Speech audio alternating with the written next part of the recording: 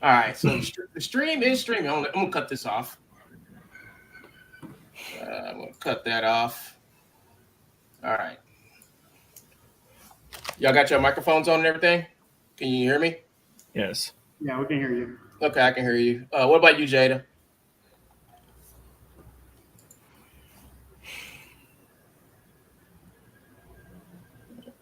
I don't think. I think his mic is muted, but yeah. Okay, okay. Come on, what's up with this stream? Settings. All right, so stream.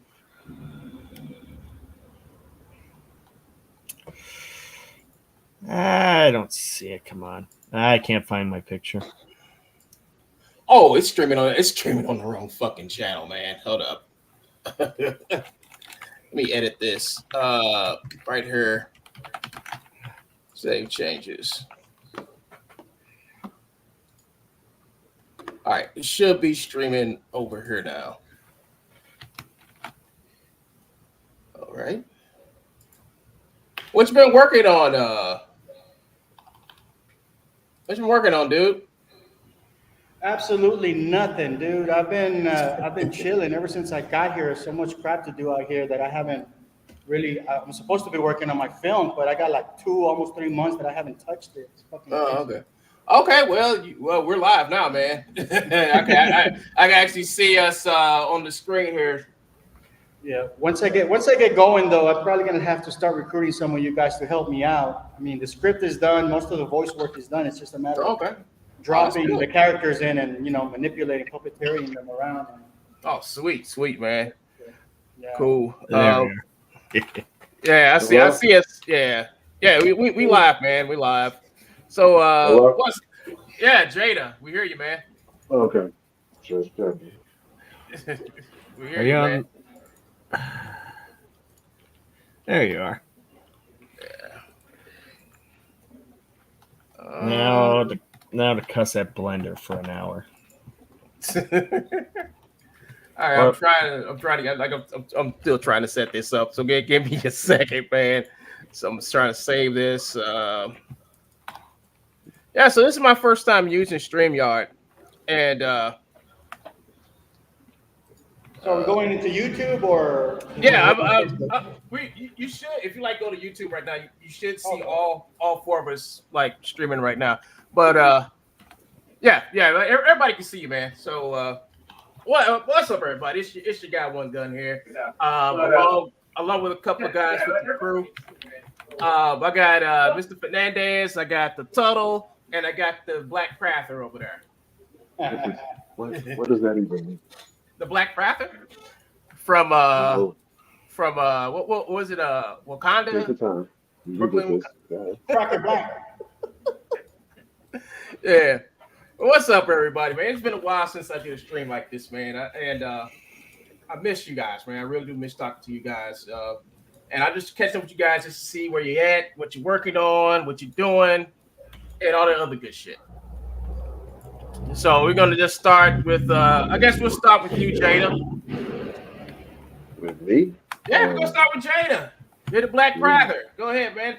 Tell us what you've been up to, artistic wise. uh, just redesigning some characters, writing some scripts, uh, work, just work. Makes that a little bit more difficult, but I have the weekends, so Right, I don't right. have to work. So Yeah. yeah, that's messing around with redesigns, getting a little bit better with ZBrush, Blender and stuff. And eventually I'll make my way to navigate Unreal. Just Wait, messing wait, with wait, these wait, wait, wait, files. wait, wait, wait. You ain't using Unreal yet? I have it. I mess around with it. I use it to get the to when I buy animations to convert them so I can take them into Iclone and what do you call it? What's the other for Cascador and stuff like that. But I don't. It's not as easy as it looks, at least to me. So I am taking my time getting to it. I open it. I mess around with it a little bit whenever I get a chance. So the short of it is, nah, I don't. I got it. I've opened it sometimes, but I ain't there yet. I am not. I can't navigate it and do all the little magic that you guys do there. So Okay. not All yet. right. All right. Now we're gonna go over here to we'll come back to you in a minute, Jada. So let me go over Take your time. to Mr. Fernandez. He just moved down to Honduras. Gets to go to the beach, see all the lovely ladies walk around with like the 2-piece string bikinis. Tell me, man, what's up with you, dude? Yo, that black thing, that black thing on your wall or whatever back there, the way your head was situated, it looked like you had a Wolverine haircut. Like it looked just like Wolverine. But then when you moved your head, then I was like, oh, okay. I thought it because it was like little points. Like if you move back, like it looked like Wolverine for a minute. That was so Oh crazy. yeah, it does look like Logan. Hey, that's not the first time I've heard that today. I was like, yo, that's wild. No, man, I went ahead and took the big plunge and decided to call it an official retirement. Said, fuck it. You Mm, know, back in the States, dude, I was paying $1,500 a month on a 2-bedroom apartment. mm. Down here, I literally have this nice 2-story, 4-bedroom apartment for Wow. $324 a month. Oh man, Jeez. man. It's literally less than what my electric bill used to be. I mean, fuck that, dude. I should have done this years ago, man. So now I have a lot more freedom to like focus on my creative projects, and just kind of figure out what I want to do, how I want to do it. And Right, right. So you I said just want to point out that I'm not jealous. I said I'm not jealous, okay? I don't know why yeah. you keep bringing that up. bro, any one of y'all can do it, man. Y'all fucking are creative. Get yourself a little remote job. Get on Fiverr. Do some remote work. Come down here, man. It's it's crazy. It's nice. I We might live have 10 minutes from the beach, walking yeah, distance. yeah. And the women down there are beautiful, man. Woo! We're not even trying. They don't even work out. Even the grandmas look hot down there. They got hot grandmas down there too, man. Oh yeah, I got to go. All right, it's in the DNA, man. last but not least, we have Tuttle, Ben Hey. Tuttle up in here. What's up, Ben? Not much. Just been just released a project. I'm working on another one right now. Yeah, Yeah. Sky Oh, you getting Girl. that so you can stop threatening me. So your friend Lincoln can stop threatening me. The I hope that's crazy. the project you're talking about. Well, the thing is, I'm kind of looking at like what to do next with it. I'm still in the. We'll see what happens. Wait a minute, you made 2 episodes of Sky Girl already. Well, I want you to just take the second episode that you made already and just do it. Well, there's one thing. I don't know. I don't think one of the cast members knows that this has been released. I sent an email out right in the day and I haven't heard back. So I'm like, okay, whatever. So it is what it is. Yeah, it was pretty good. I mean, it was different Yeah, from what you good usually job. do. It was good. Yeah, it's kind of different from what you usually do. The story, like from the original when I saw to now, I see like I think what's your boy Joster, I forgot his name. He was in the original Sky Girl, but he didn't. No, he wasn't. It was neat. I voiced it along with I forgot who was in the original. Okay, This but it was was years back, but no. yeah, but yeah, the first one, the one I saw, the original one, it had like some special agent guy, and they was in his office talking and stuff like that. Dialogue was really good. Why can't we didn't bring that back? Well, I didn't put that into my Iclone channel. Well, No, I mean, yeah, the original one had the dialogue between the agent talking about Sky Girl and a whole bunch of other stuff. I mean, it was just like some really good dialogue and really good scene of a conversation, and you didn't put that back. Matter of fact, you started at like a different part of the first, like you cut out some stuff and you kept like certain elements in there. I'm just trying to figure out why did you cut it the way you did and why did you change it?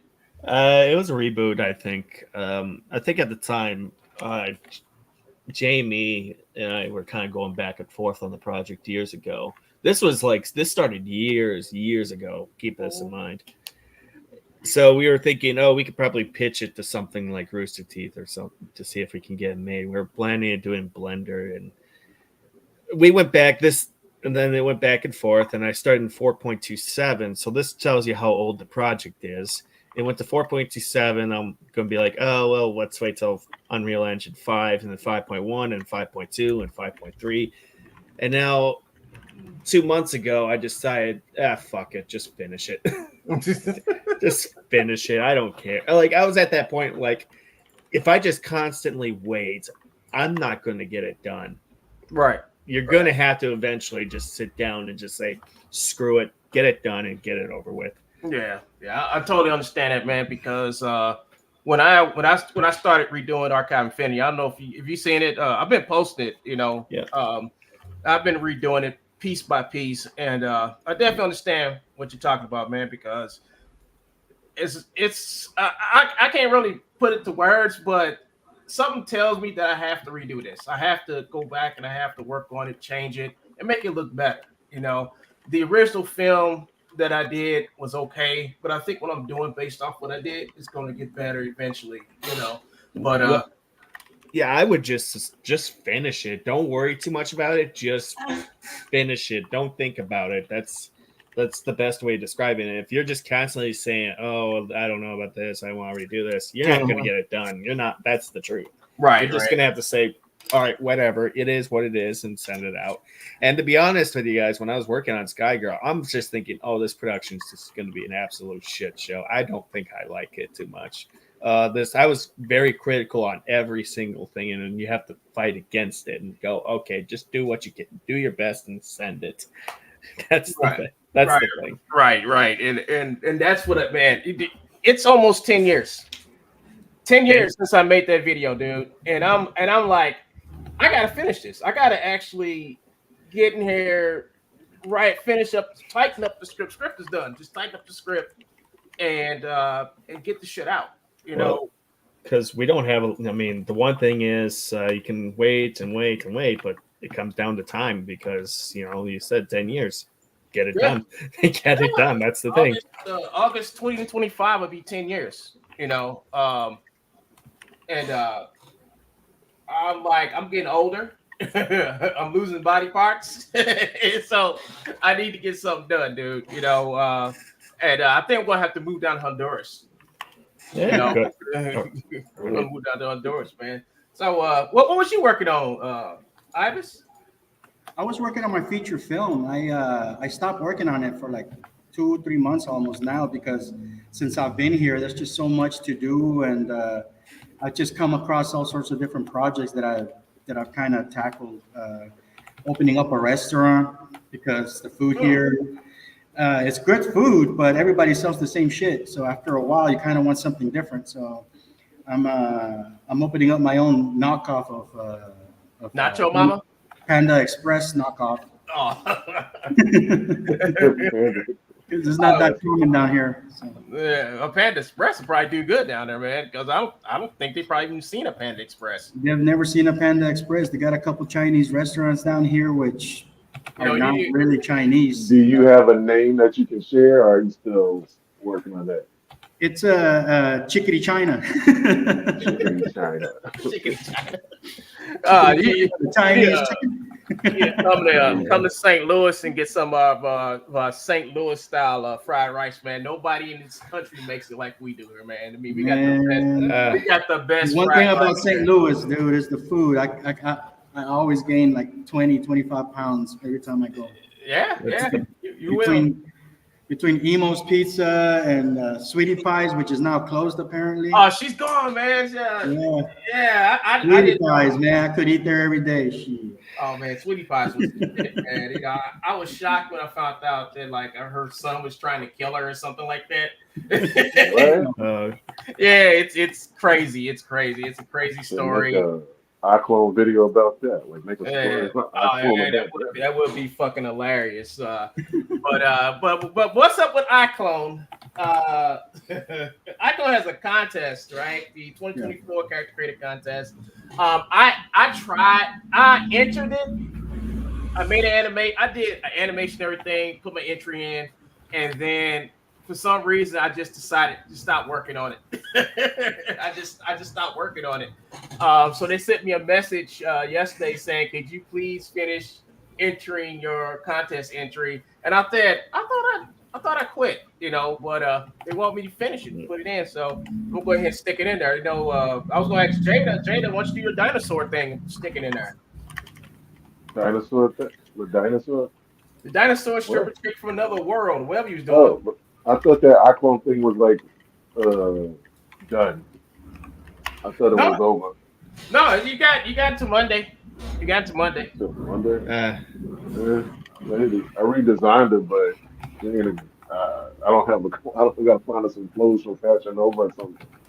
Like Uh, she needs some tacky clothes, so I gotta go either yeah. go into Marvelous Designer and figure something out.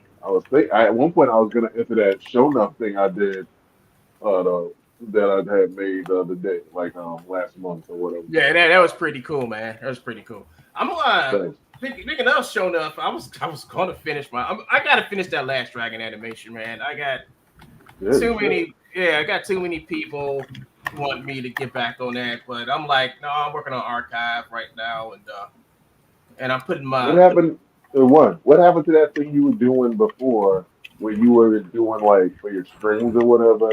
It was like, I don't know, you had kind of done it where it was like each like during the week, like one day, let's say 1 day or 2 days out of the week, you work on let's say archive and then you like to cleanse your palate, you work on like the thing about the vampires or the demon hunter or something like that. oh yeah, Demon Like Hunter you were skill.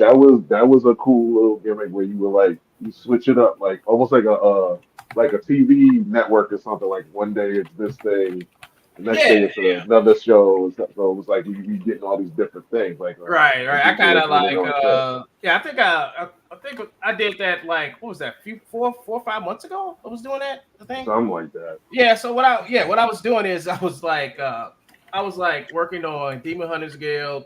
I was working on and I bounced back and forth, back and forth. And what happened was is that um I got burnt out. I got really Uh, burnt out. I got real burnt out and okay. stressed. So I kind of like had to quit. And when I have to like put the stuff away for a while, I do it for like months at a time, man. So I'll work on something real hard for like 3 or 4 months, and then just like I'll take a 2 months off. And on top Yeah, of that, me. I'm helping out mocap online with some animation and stuff like that, and getting training in. Because I'm trying to up my game with the motion capture and stuff like that. I'm getting better at it. Cleaning up animation and doing things like that. What I'm concentrating on now is actually finishing or getting close to finishing archive. Uh, I was because Ben makes me mad every time Ben publishes something, puts something up. It makes me angry. Oh no, oh, that's oh his other job. shit. That's literally his other job to get you like, damn, I gotta get stuff up my game. Tell Yeah, him, yeah. Yeah, like it's more and I'm more. banging And it like out. the thing is, just have like a deadline. Like I told myself, hey, you're gonna finish Sky Girl by the end of the month, or you're Right. gonna finish it by this certain day.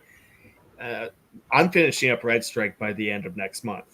By the end of September, it's gonna be done. Come hell or high water, it's gonna be done. That's the thing. So that's that kind of mentality.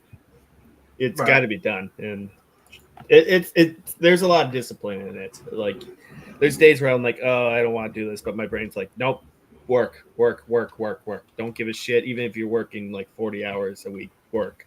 You know, you gotta finish it. Yeah. So the reason why I brought you guys here today because I want to start something new with Iclone. I got everybody they call me the King Iclone. That's the name that was given to me. But I'm Just don't thinking, ask for money because I'm broke. I'm in a third world country. but I was thinking, why won't I do a show called like the Kings of Iclone, where I bring on people who use Iclone, Unreal Engine, Blender, and all that other good shit to make films. And just have us come and talk about films. Making films. I'm more like a Duke or maybe like a Earl of Iclone because I haven't been in it. I don't do it as hard as y'all do it. Y'all really get in there and get your courtship up. So you gotta give me some All time. right, just so Definitely more like a prince, maybe. we'll make you to a governor or something like that. All right. Yeah, like that. Give me like a fiefdom or something like that. But Ibis, Governor. he's good. That dude is good, and he's like a Swiss Army knife of media. The dude he could do film, he can do animation, he can model, he can do all that stuff, you know. And I'm like, dang, dude, what else can you not do? And on my free time, I like long walks by the beach. Yeah, I see. Capricorn and Right, astrological stuff. right. Uh, so yeah, so and I was like, I need to like start this, man. I need to like, you know, just start a show where we talk about what we do, talk about what's out there, and just be chill, you know, do it for an hour or two, you know, until we like say whatever. But I want to bring on different people each week, you know. Just talk about the crazy shit that's going on with Iclone and Real Illusion, you know. So, you know, and talk about you guys' projects, you know, because I know that I know about Ben. Everybody knows about Ben shit, you know, but I don't know what you two guys have been up to, you know, if y'all got anything done, anything, you know. My whole job is to bring people on here and talk about how they do their craft, you know. Wait, let me bring a couple items up then as an item of discussion. Recent experience I've had with perception neuron. As you guys, as I guess some of you guys know that I bought the perception neuron 3. I bought 3 of those because you can have up to 3 characters at a time. Right. These devices, there's a couple little things that I run into. They have very small batteries, and after about a year, your warranty, and so it's more of a buyer beware, just be aware of what you can expect kind of a thing. Ooh. After a year, your warranty runs out, so they're not going to replace your neurons or give you like discounted options for upgrades or replacements.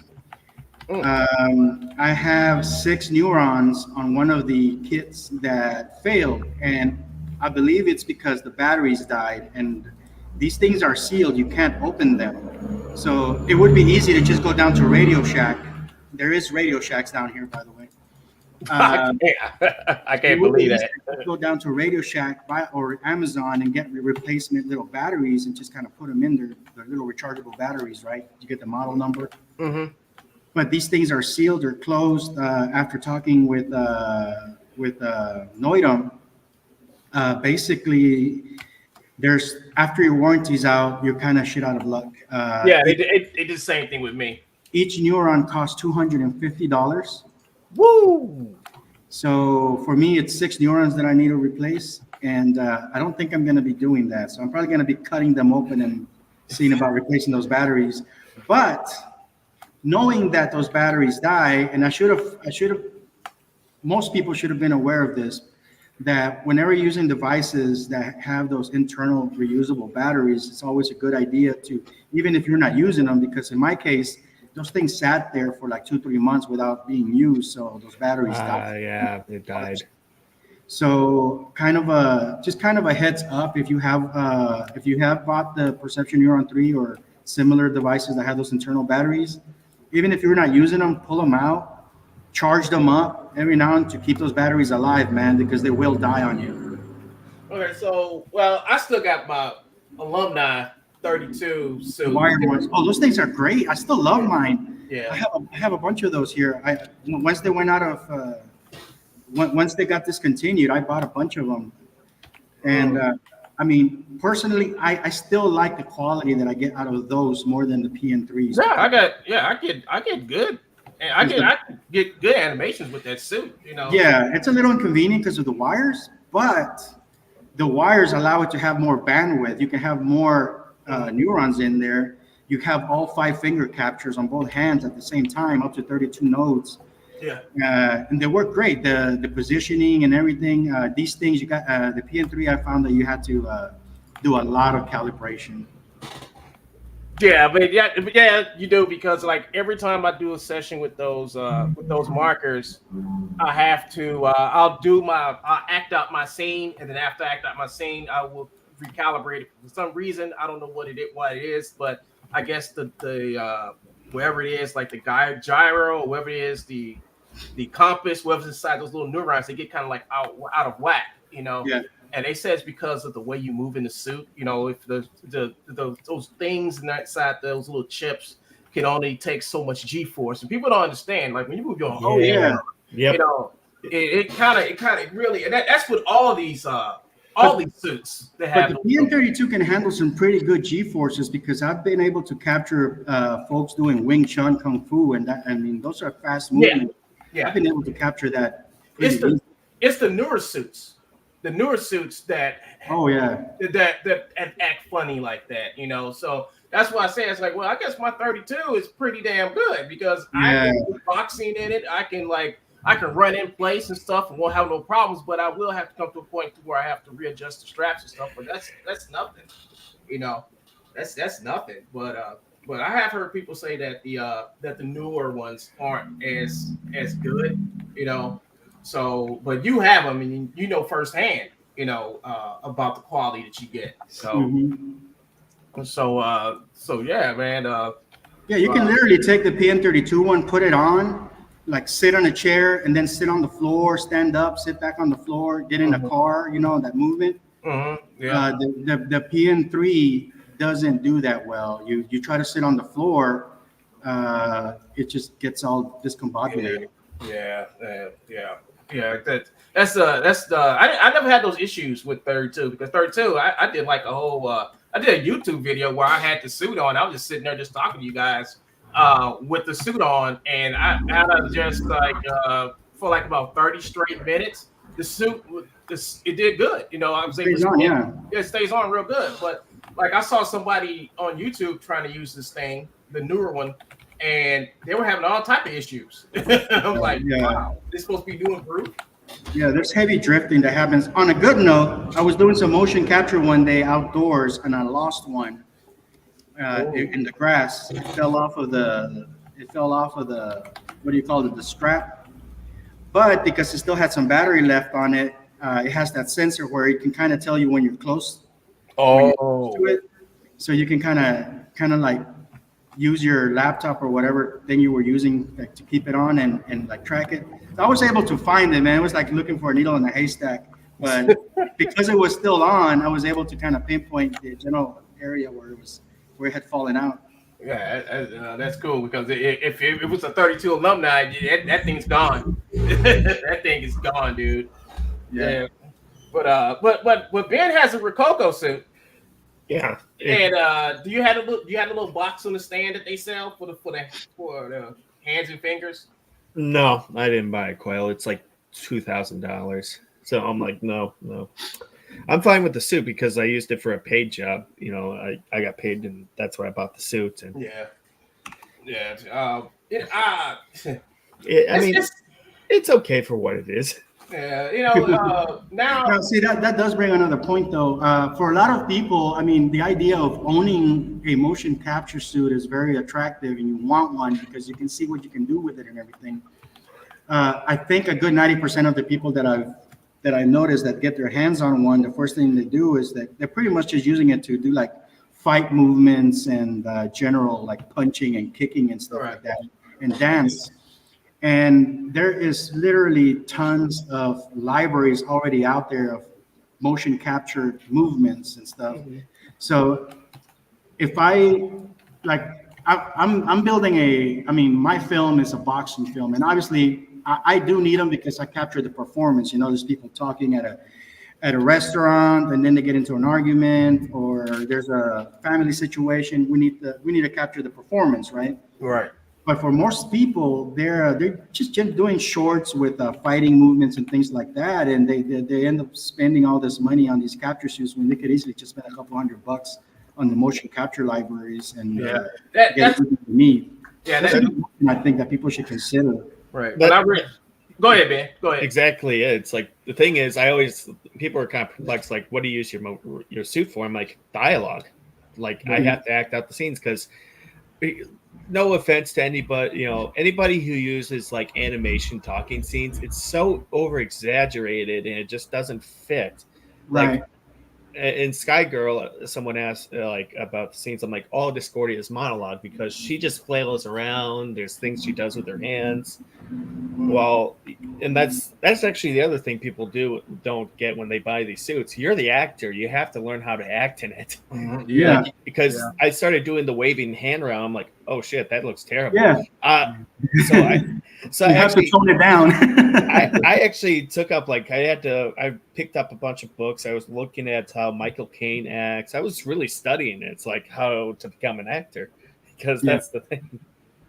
Yeah. That's basically what I bought my suit for. You know, as far as fight scenes, I mean, I can just buy a motion capture and get the animated fight scenes and just make a fight scene with that. But to do the actual like acting, so like your shit don't look generic. See, I don't want my shit to look generic, so that's why I go through those extra steps of motion builder and perception neuron and stuff like that, and putting that all incorporated into my scenes. So people won't be able to look at my shit and be like, "Oh, he got that from Dash," or "Oh, he got that animation from Mixamo." I mean, I like to take my stuff and composite it and make a full scene out of that. You know, that's using stock library stuff and stuff I do motion capture for.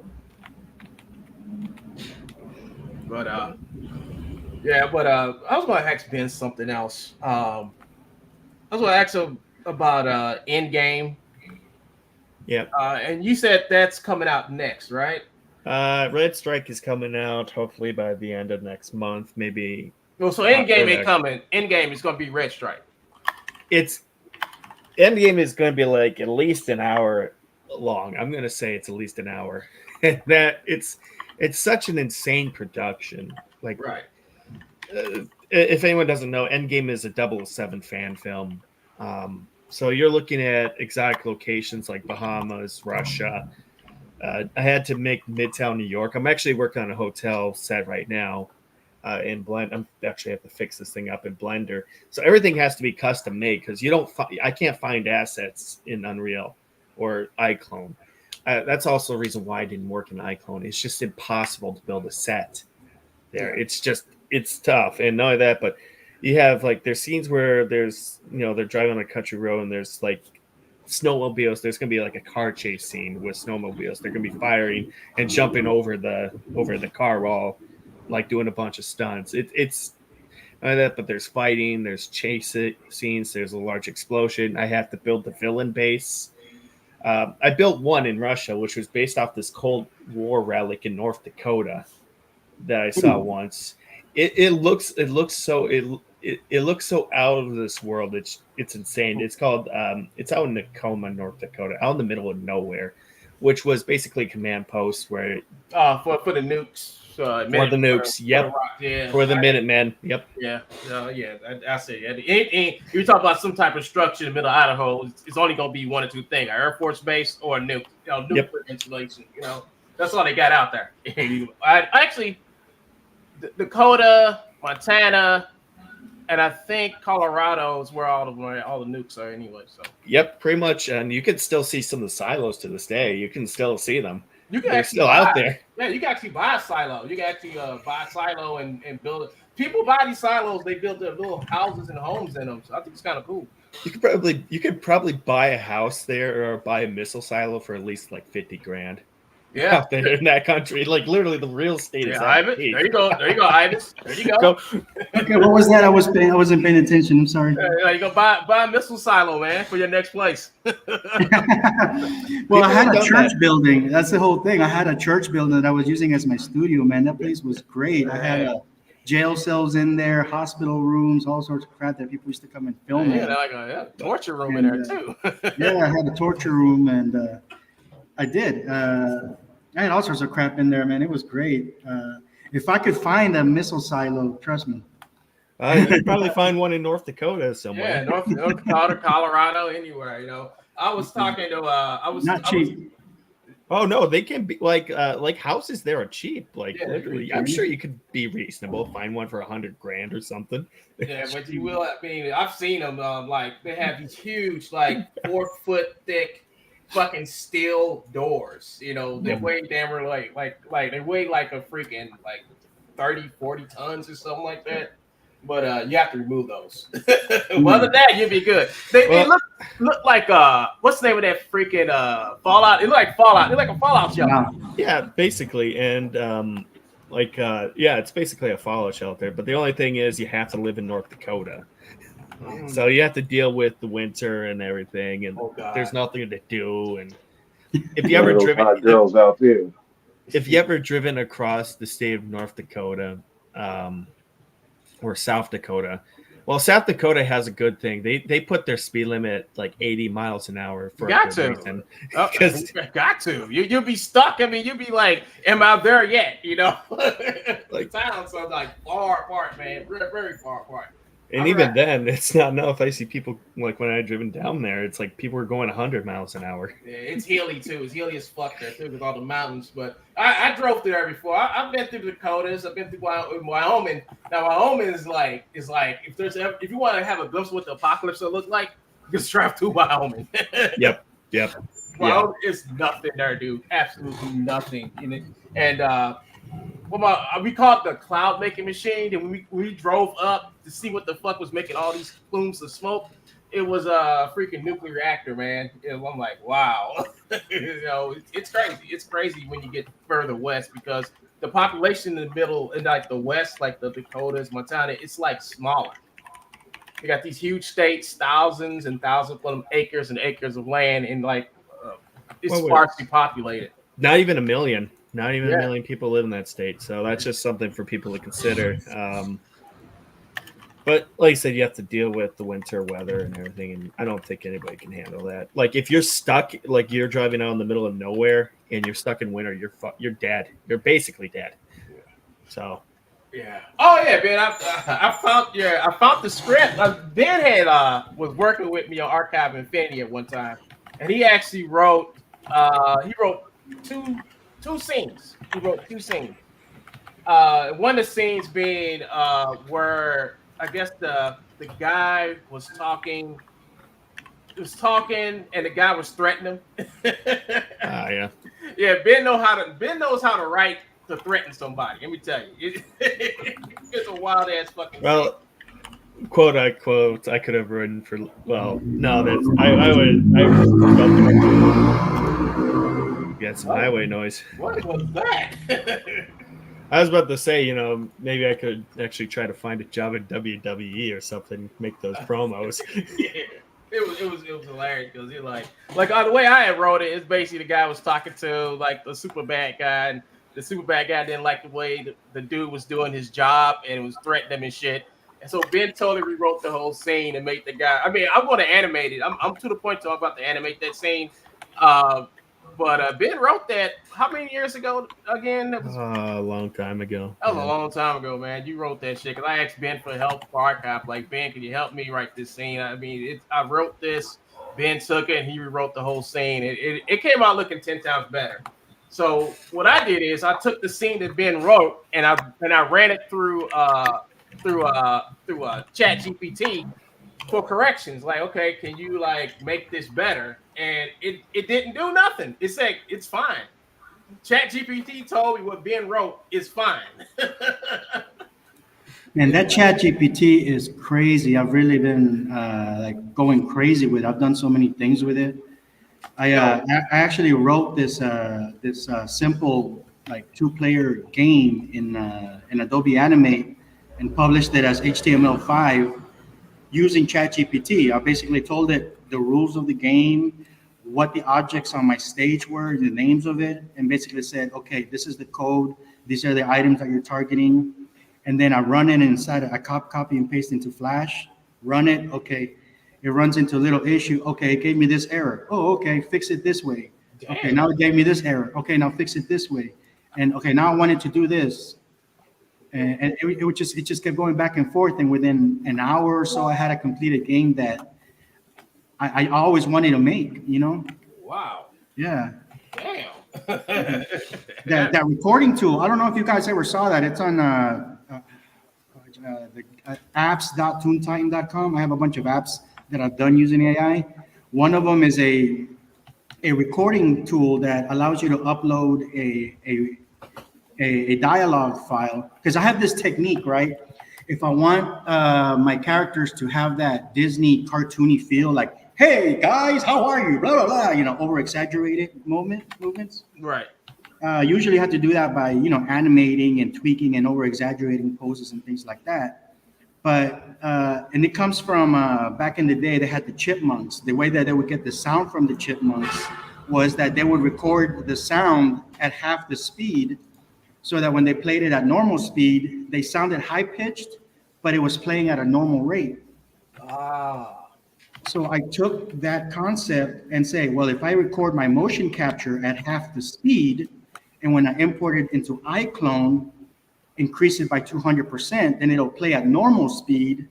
It'll sync up with my actual dialogue, and I get very cartoony movements with a lot of movements crammed within a single space, like, "Hey guys, let me give you this thing." It's like, it looks very cartoony, like I spent a lot of time keyframing. Oh, sweet. So I wanted to have an easy way of doing that. So using ChatGPT, I came up with this way of just having a way that I can upload an audio file and change the speed at which it plays, and it gives me 3 beeps, right? It goes beep, beep, beep, and once it does that, I know that I need to start doing my motion, but it starts playing the sound. So it's like, "Hello guys, how are you today?" And you just take your time acting at 50% or 25%, however you set it up. So you record your motion capture that way. And then, of course, all you got to do when you bring it into Iclone is just increase it by 200% or by whatever percentage the program tells you to. Mhm. And it looks really good. It looks like something out of Disney, like the overhyped motion. I don't like that type of acting, but it works for some of the more cartoony stuff. Yeah, yeah, yeah. I mean, with all Disney stuff is like that. The expressiveness you put in the character is always over exaggerated, and that's how the 12 old men did it. They will actually sit back and they will actually act out and exaggerate everything and then translate it onto the film. When they onto their drawings, not film drawings when they did it.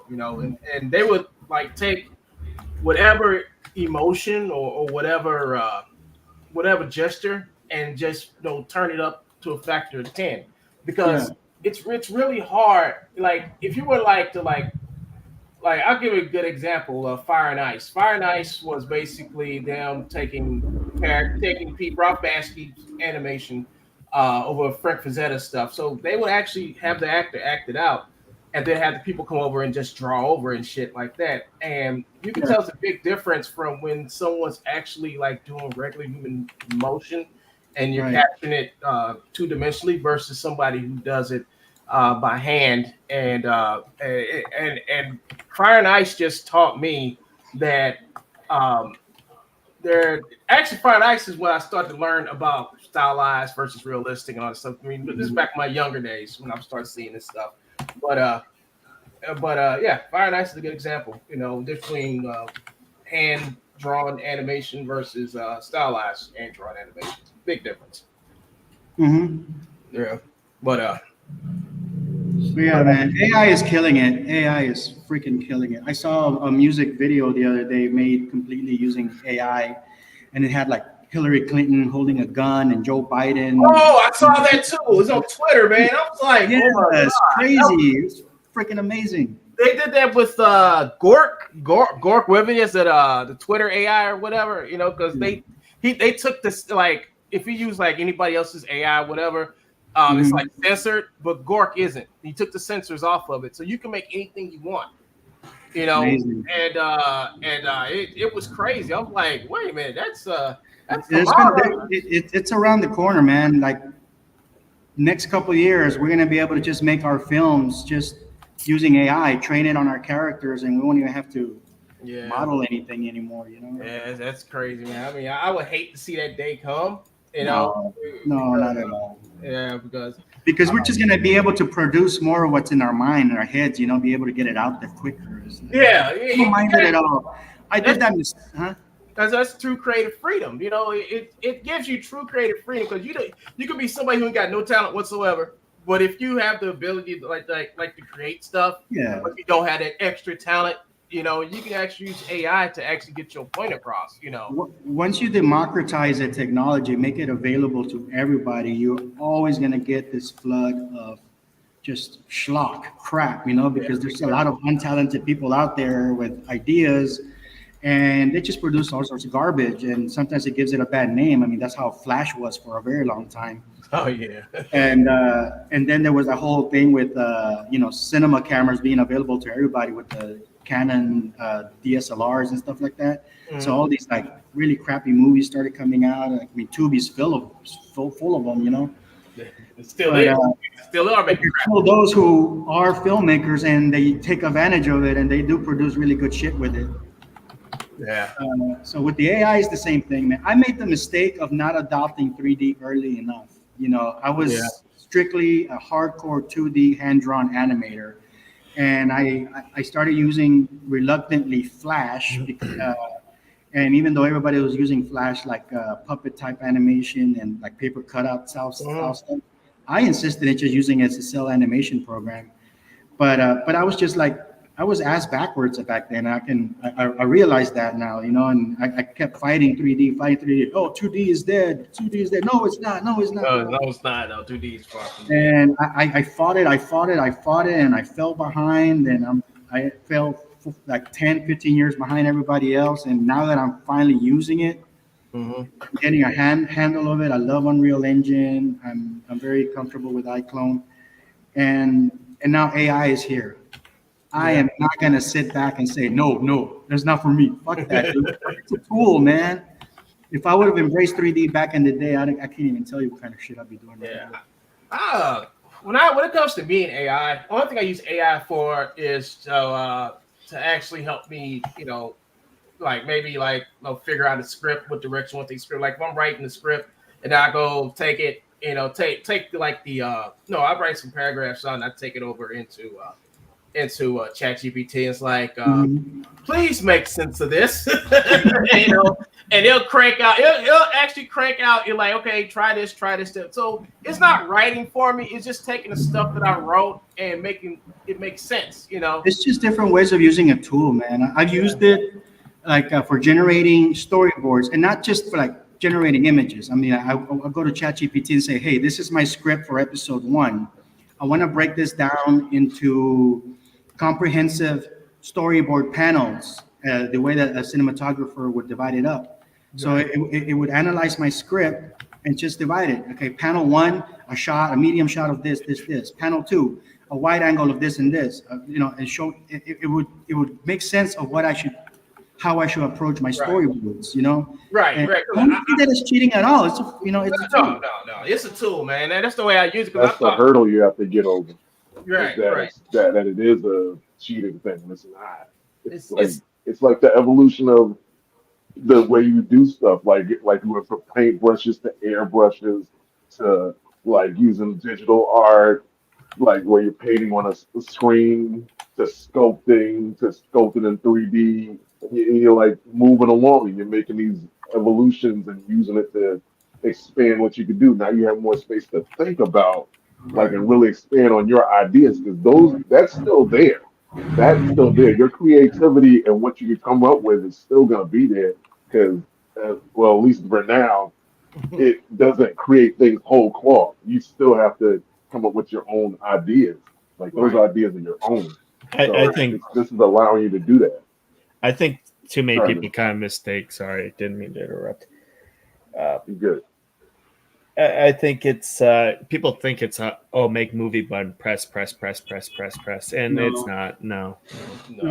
See, even now we have the challenges of most AI things that are available to us can only do one character at a time. What kind of films can you do with just one character at a time? 2, you can only do like 10 seconds at a time. And after you do a second, the whole scenery pretty much changes. The character's face might change. You have to have your models trained. And like, if you notice that video that one guy and I were talking about, they're basically animation is based on a single image, and the AI is just kind of generating about 10, 15 seconds of animation of what it thinks is happening within that thing. So it's still very hard to create like a true narrative of like two people falling in love, having a conversation, going on a date, punking each other and doing whatever, uh, we're still a very long ways away from having a true narrative type of filmmaking with AI. I think the thing about AI art, I think it's gonna like kind of probably split the people who actually use it 100% to create shit, and the people who use it to actually aid them in their work. Yeah, I think that's where the split's gonna be. And as far as originality and stuff, and I think the people don't probably get in trouble more. The people who use it from create a movie for me and this, and then it creates a movie. But the thing about it is AI has to be trained, and it's going to scour all these databases out there, take shit from those databases and make your movie, versus somebody who puts the input in and like, here's my work. I need for you to do this to it. I need for you to write this based on what I have in my script. That's more going to aid people and make them more successful versus the people who just use AI to bullshit with. I call it bullshit. It is going. I mean, it's just growing so fast. I saw an article the other day with a sample video of an AI that can literally generate Doom in real time, so you can play it and interact with it, and it's generating you walking around shooting. You're controlling the character, and you're walking around the mazes and stuff, and it's just generating the maze in real time using generative AI and your interaction. I mean, that's just fucking crazy. I could just imagine putting in some parameters for some kind of cyberpunk type experience, and then you're in there, but you're controlling it and it's generating it live for you, man. It's gonna be fucking insane. I can see that. That's like Matrix type shit right there, man. Simulating worlds and shit like that. That's fucking crazy. Like shit. Yeah. But I was gonna say, so what was are you doing the boxing animation? And I guess you said you stopped working on it for a couple of months now. That was me. I said your boxing animation. My boxing movie. I mean, it's a complete feature film. I should have just tackled a couple of short films, and that way I could say, I'm completing shit. But this thing is going to take me another 2 years at the rate I'm going. It's 120 minutes long. I got most of the audio already edited, so the episodes are technically there. They play like radio dramas, so it's just a matter of putting the layers down there and animating on top of them. It's a really good story. It's like Godfather meets Rocky, with the romantic story, action comedy. We're still gonna have the guy doing the ballerina shit in the middle of the fight, right? As an Easter egg. It's not relevant. That's just something I always goofed around with. But it's still gonna be there as an Easter egg. I remember, man. I think you came on my show one time, and you said, "Oh, here's the clip from my movie," and then these dudes like slugging it out, fighting, and all of a sudden this guy's like pirouetting. I'm like, "What the fuck is that?" And then you have something to point the camera at, man, because there's like most of those guys are just stand-ins and they're just being still. But yeah, I mean, back then, man, we were trying to figure out. We were just. I think both me and you were like trying to figure out Unreal Engine. Yeah. Because Ben had fucking convinced me to go to Unreal Engine. So, Ben was Ben who did it. I mean, I was like, I fool you. I'm not going to do Unreal Engine. Unreal is just another waste of time. Then Ben was in it, and then Ben started doing some stuff. I'm like, wait a sec, this looks pretty damn good, and then I think you were doing it too, because you were experimenting. Everybody started experimenting. Yeah, a lot of my stuff was experimental because I have this idea of how I want to produce the film. Obviously, the conventional way is do it scene by scene, shot by shot, edit it out, export it, and if I'm gonna distribute it through what is now traditional, means YouTube, Amazon, whatever. Right. But one thing that hit me not too long ago was that Unreal Engine gives us an entirely new distribution outlet. You know, Yeah. we have Steam, we have the Epic Marketplace. We can produce the stuff literally as a video game. It's just that it's just the cinematics portion of a video game. Right. Instead of rendering the stuff out traditionally, you can do the film so that it plays out in real time, and then you have that outlet where films don't have the ability to be distributed to those platforms, you know. Right. And it just leaves it in its native format. So in the future, you know, you could probably export it out in 8K, 10K, 12K, whatever the export format is at that time, because it's not being cooked, you know. It's just being put in there in real time, and you know, with VR and everything, you know, it just you have the possibilities of giving people a better experience, you know, putting them in right in front of the action and stuff like that. So no, I don't think anybody's doing it yet. If they are, it's very small amounts of people. But I think I've been struggling with that because I want to do something like that. I've been trying to figure out ways of, you know, creating the sequences and switching between scenes, loading and unloading scenes. Have you tried like the master track where you can deploy your sequences on that track and they'll play back to back, like a movie? Like if you got like different. Yeah. You could create. Yeah, I've gotten to the point where I can make you know, the sequences and then bring them into a master track and have them play. And some of them will play and load up other levels where other scenes take place, because I like keeping, like, this is the warehouse district of the city. This is where this scene takes place. But you don't want to have all that stuff crowded in the same scenery, you know, the same because it just creates a lot of loading thing, you know. And yeah, that's why I work on one level. I work on one level at a time. But but what we doing basically, you know, Ben, what's up with the word machinima, man? Why come we don't use that word when we make this stuff? Because it's that's a tough question. I think it's because of the name itself, the company. I think somebody branded it and trademarked it. It's the company, the name, that, you know, the machinima, the platform. It moved on to, well, it was originally like supposed to be like video game cinematics, and then it moved on to you know, let's plays and bunch of stuff, and because that's where the money is, and it just became a different name itself. I think people were gravitating towards the name virtual cinema for a while. Yeah, that was a thing. I remember that because, like, I think like, I don't know why people stopped using the word machinima, because that's basically what we're doing. I mean, what we're doing is basically, you know, using game engines to make films with, you know, that's machinima, you know, and people stopped using the term. They just like dropped it, you know. It's like we're doing virtual production. I'm like, no, you're making machinima. You're doing machinima. There's stuff like real-time animation. That could be. I'm sorry, go ahead.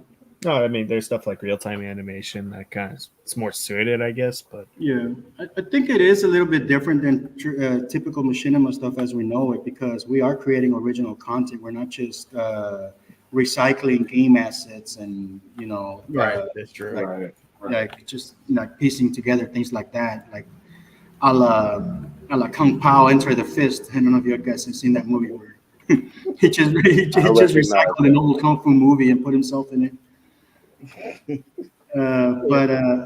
But yeah, I mean, we're doing something that goes beyond just recycling game assets and stuff. Yeah, I think this is like a new day and age for people like us who want to make films, and we want something to not just to make a 3D animation, but make something that's like up there, like movie, like epic cinematic type shit, real cinematic type shit. And Unity. You can actually do the same thing in Unity. You do the same thing in Unreal Engine, and these tools, you know, not only are they free, but they're absolutely great at what they do. Well, you know, they're studio tools. But they are like studios are using these things. So that's kind of a motivation. If it wasn't for my opinion, wasn't for the Mandalorian. And coming out and saying, "Oh yeah, we use Unreal Engine, blah blah this," and I think this is like right when we were getting into it, like when they just released the plugin for Iclone, and damn, how much was the plugin? Like $800 or $900 for the plugin. Yeah. Some shit, before they. I don't know what made them like say, okay, it's free now, get it. Well, they got the grant. They got the so- grant, and as part of their condition for the grant, basically, it's like, okay, we're basically giving you this much money, but you have to make that available for Unreal users. Everybody. People who don't claim that they're Unreal users, they still have to pay the $1,000-something for it. Well, I guess that makes sense, But why would you give Real Illusion a grant? I mean, they're a fucking company. They're a commercial company. It's stupid. Yeah. I mean, I don't mind it because it made them make that available to us. But You think Real Illusion is like, if Real Illusion didn't make that plugin or didn't give a damn about the plugin, do you think they would be like at where they're at right now? 'Cause I think they're they would be like Antics or Movie Storm. right. I think they would be like a company like probably on the verge of going bankrupt. I think they still are on the verge of going bankrupt. They don't really have much going for themselves. I mean, the majority of their funding comes from the sales in the marketplace. Their typical audience is the hobbyist crowd. They don't necessarily target the professional crowd. Yeah, and I think that's been a problem with me in Real Illusion for a long time since I've been with them. It's just that they're really moved. I mean, it's like the people who do the shit for a hobby, kind of like the ones pushing them in that direction. The amateurs and stuff like that. But we have people. Yeah, go ahead. Go ahead. No, you finish. It's very hard to get them on board with a lot of our ideas because the money talks, and for them, it's the hobbyist crowd, the teachers, the students, the guys who want to play at animation. They don't have necessarily the skills to model or draw or animate, so they try to sell them on the idea that you can buy this pre-made motions, pre-made characters, and you can, bit strips your way through your own creation. Right. And I've spoken to many employees at Real Illusion. They tell me flat out, most of our money comes from the sales of the asset store, from the marketplace. Yeah, like Daz. The thing, Daz pissed me off because they won't take their freaking product, their Daz Studio, and fix it. They won't. They just said, "Oh, we're just gonna just have a program where we're just going to just take photos with it." Because that's its audience. Yeah. But to be fair, when it comes to Daz, they release their development tools for free because they know that their money comes from the marketplace items. So they want you to have the ability to create stuff without that big expenditure, because they know you're going to go in there and start buying characters and hairstyles and props and all sorts of crap. So, Right. I mean, they're smart in that. I mean, Real Illusion would be smart if they did that too, and I think they would be killing it. It would get even more of an audience that way. It's for me. It's like hard trying to go into the content asset stores of Real Illusion, and try to find something. Yeah, it's a lot of garbage in there. There's a lot of stuff that's poorly made. And you won't know it's poorly made until you buy it, and then you put in your character, and it starts acting wonky. Then you have to fix it because you can't return it. Right. But it's some people who do make good stuff, and I think they should take those people who are making good stuff in the marketplace and move them over to the content store free of charge. I think the marketplace is where, if you're trying to be a asset maker, that's a good place to start, because you need to learn how to make stuff, and not only make it, make sure it works, and that's a good place to start till you get better at it.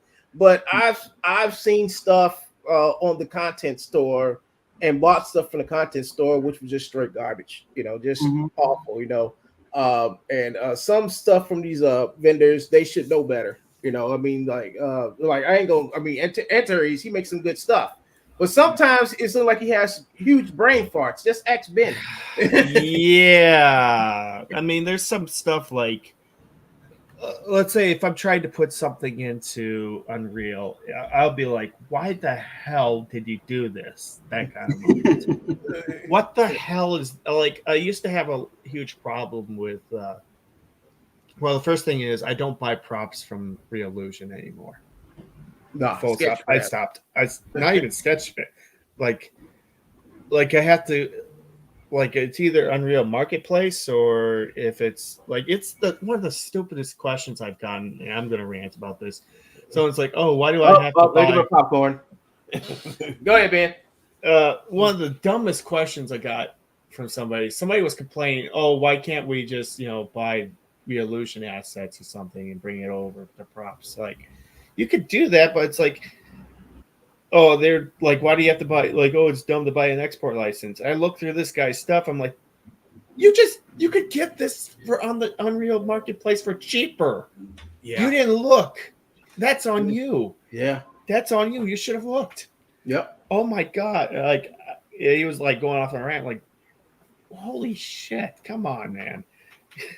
Like, here's the thing. If anyone is really serious about Unreal stuff and like, the only thing you should look into for Iclone is treat it like an animation tool. Right. That's it. Yep. That's it. Just treat it like an animation tool. Yep, that's correct.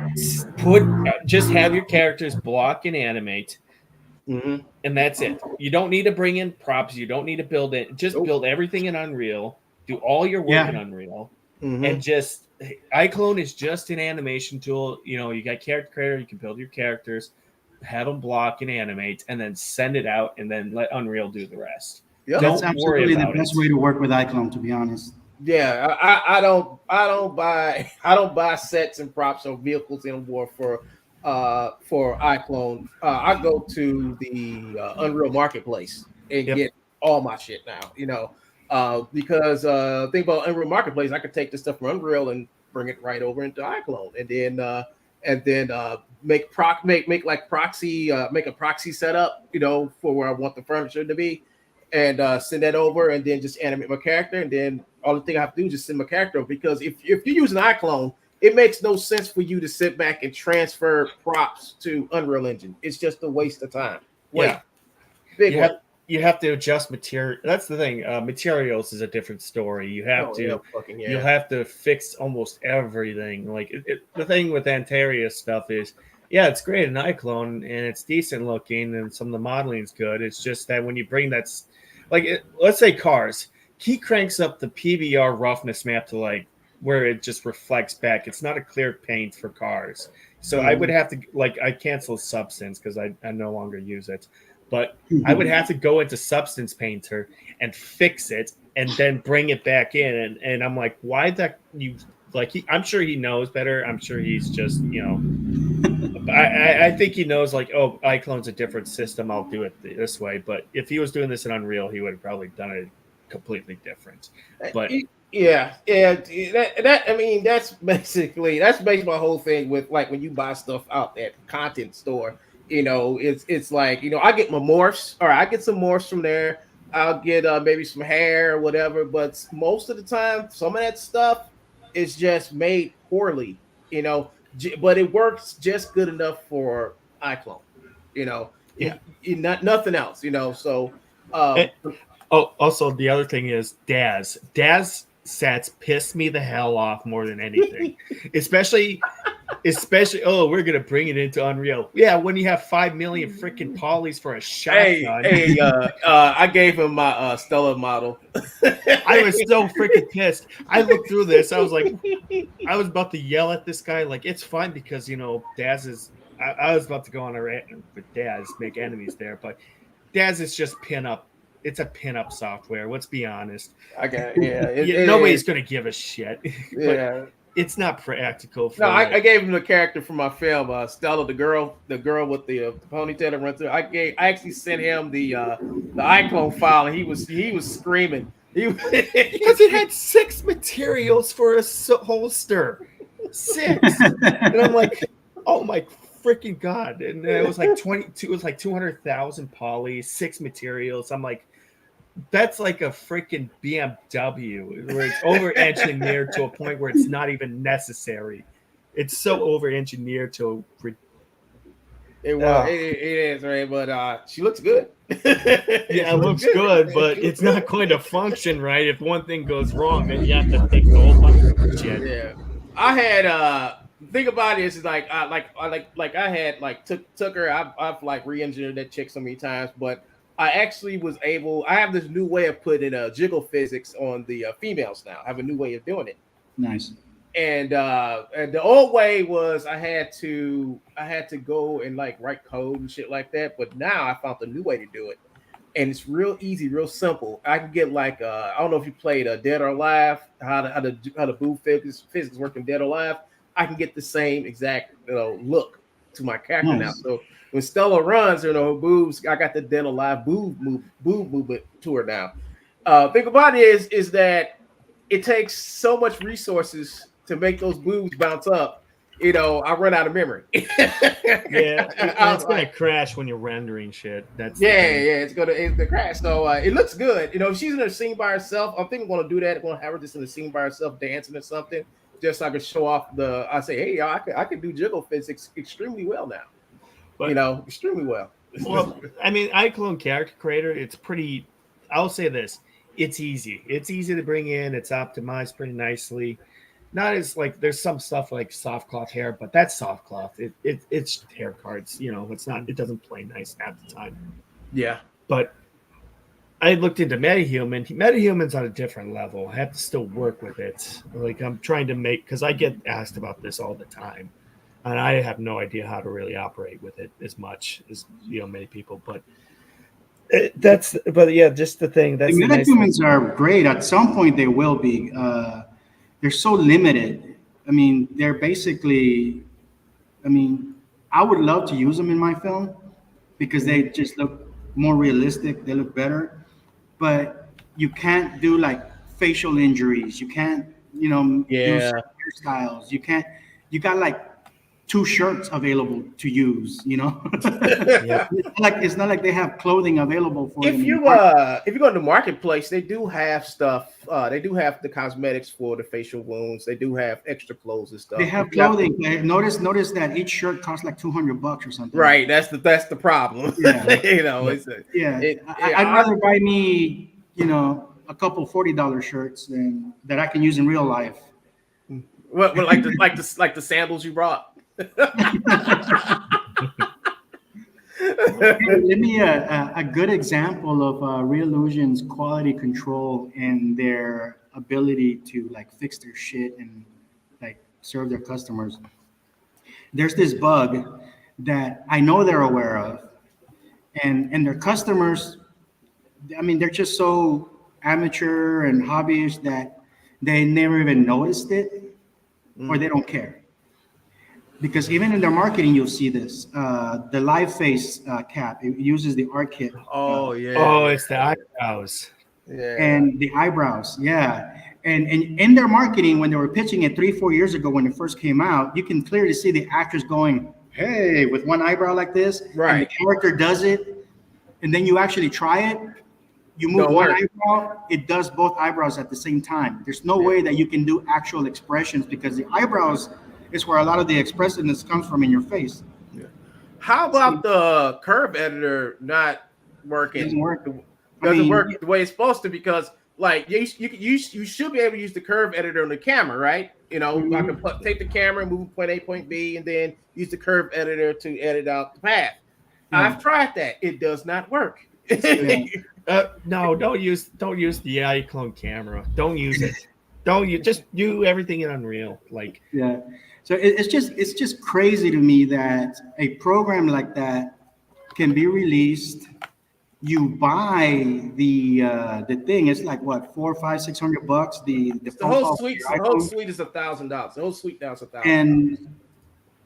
And people are buying it and using it, and they never notice that yes, their faces are moving, their characters are moving, but they're not doing the expressions of your face. You move one eyebrow, both eyebrows move. They don't complain, they don't notice it. It's perfectly fine with them. And that's just kind of that just kind of speaks to the kind of customers they have, that they don't have that kind of eye. It's just hobbyists. Right. They're happy with the guy just opening and closing their mouth, Right. What I do is, I knew about the problem. What I do is like I'm an animator. I just layer this shit. I just add it on there.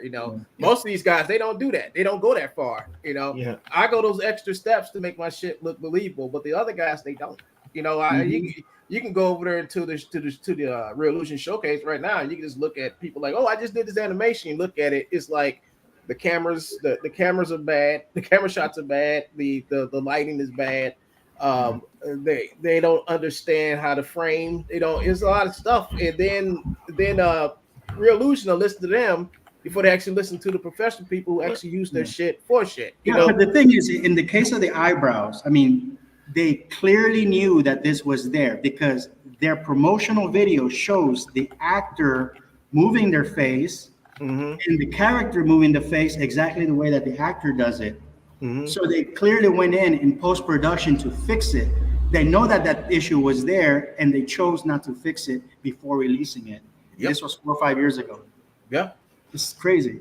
The same thing I was talking about. I think in the live stream, talking about the way when you import a character into character creator and all the textures don't come in, you know, and then I think Mike Kelly Tunes finally did it. I mean, how long has the transformer tool been in character creator? For damn near 5 years now, and now you know Mike Kelly does a video about it like now saying, well, people keep on writing me and telling me about the textures not coming in. I'm like, I've been saying that since day one. You know, I've been saying that since day one. It's like the only way to bring it in is to like export it out, export the actual clothing out of the dash as the OBJ, and then take that into Iclone, then put it on your character, or you have to like bring the character in, you know, like all the normals in, then bring in all of the roughness map. It's stupid. It's real stupid. And I'm like, why won't you fix it? Why won't they fix it? You sat back and you charged us over $1,000 for this whole suite, and you still got this shit not working right. You know, still not working right. The simple answer is because as long as they have an audience of people who are perfectly happy paying for what you're giving them, they have no need to fix it. You're just one guy, one gun. Right. Yeah, that's right. One guy, you know.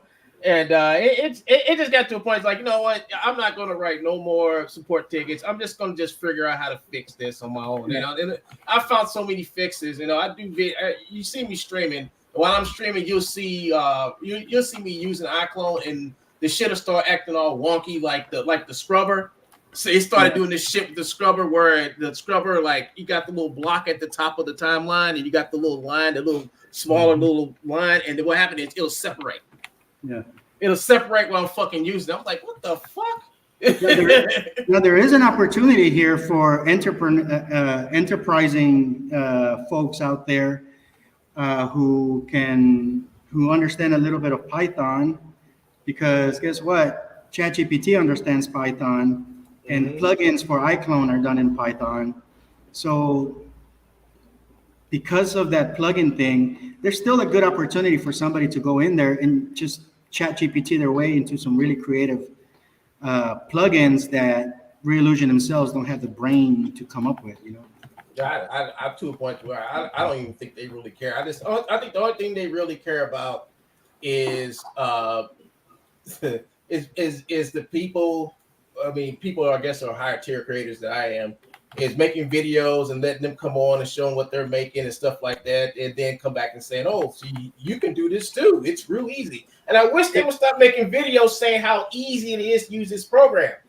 I really wish. I mean, they need to talk about. I mean, it's not easy using it because if you know what you're doing, it's not easy to get what you want out of it. It's not. Yeah, I mean, you're right, man. But I hate the videos when it's like, well, you can make this character talk and speak by just turning your iPhone and talking into it, and look, you got that, and then people buy the program. Yeah, people buy the program. They do exactly what they do in the video, and guess what?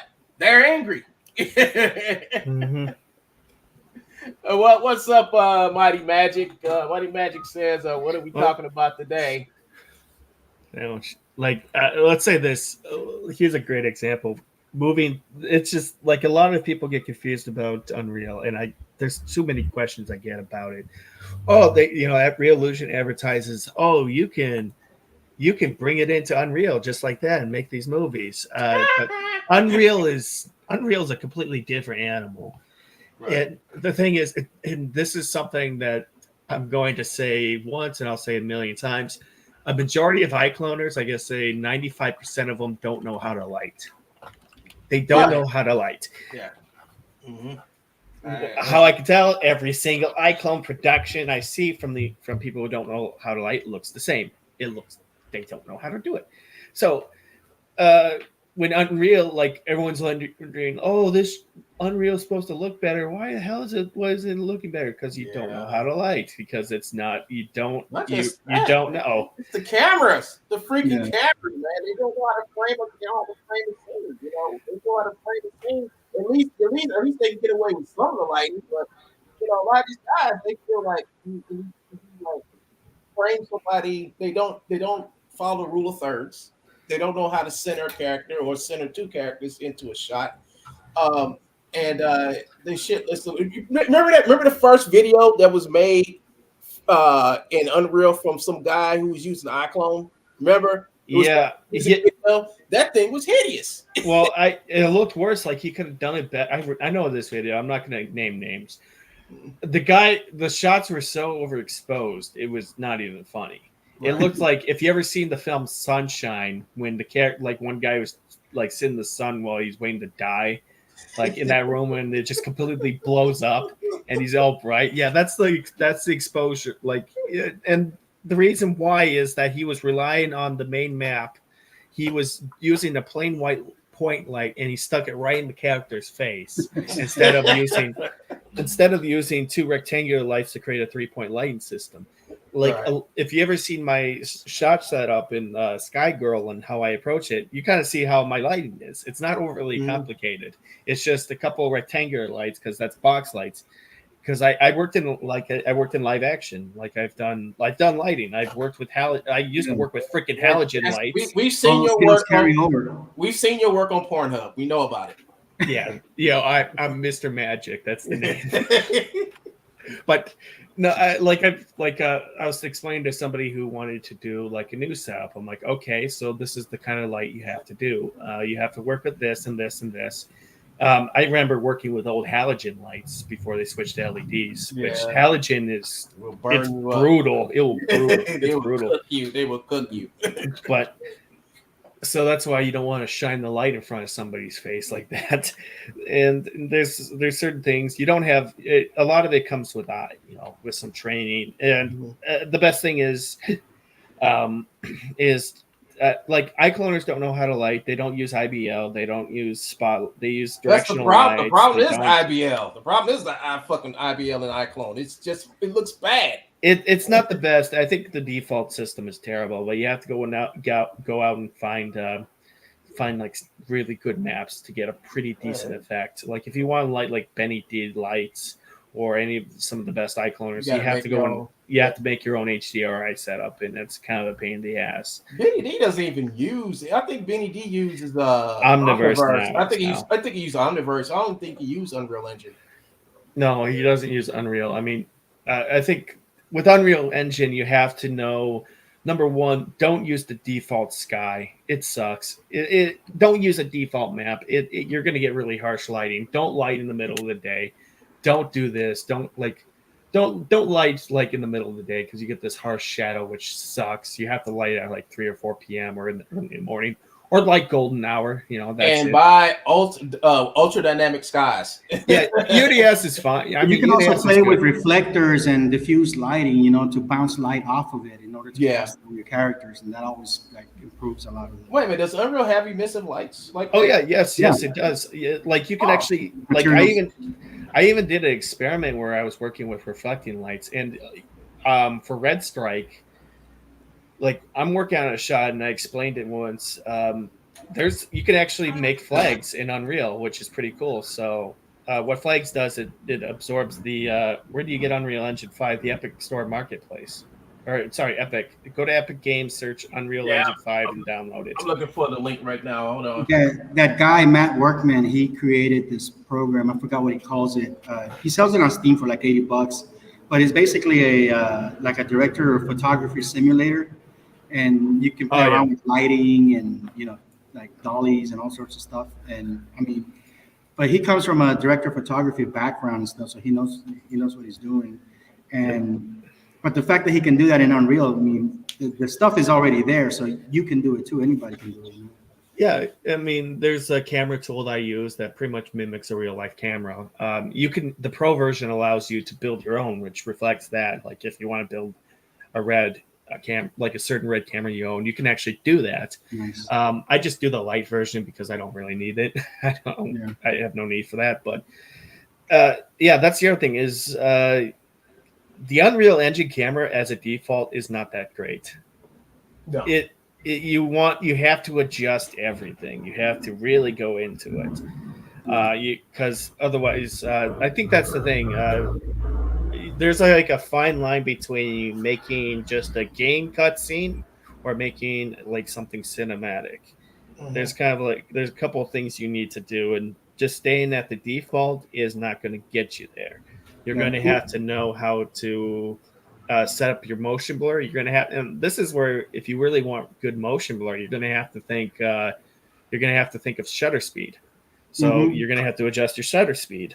You can't leave that at default. You're going to have to think, okay, do I do do I set it at 45? Do I set it at like 90, 180, or do I keep it to 180? Do I have to do, no, they don't do shutter angle for the default camera. You have to do it by fractions. The good thing is that the new cinematic camera in Unreal does have a lot of parameters in there that you can tweak, like the f-stops and all that stuff. So you can set it to mimic a lot of like real world lenses and stuff fairly easily now. Yep. I mean, there's a lot you can do. You can work with that, and the more you kind of mess around and go diving deeper into it, into the camera, the more powerful it's going to be, and you realize, holy shit, this is actually really good.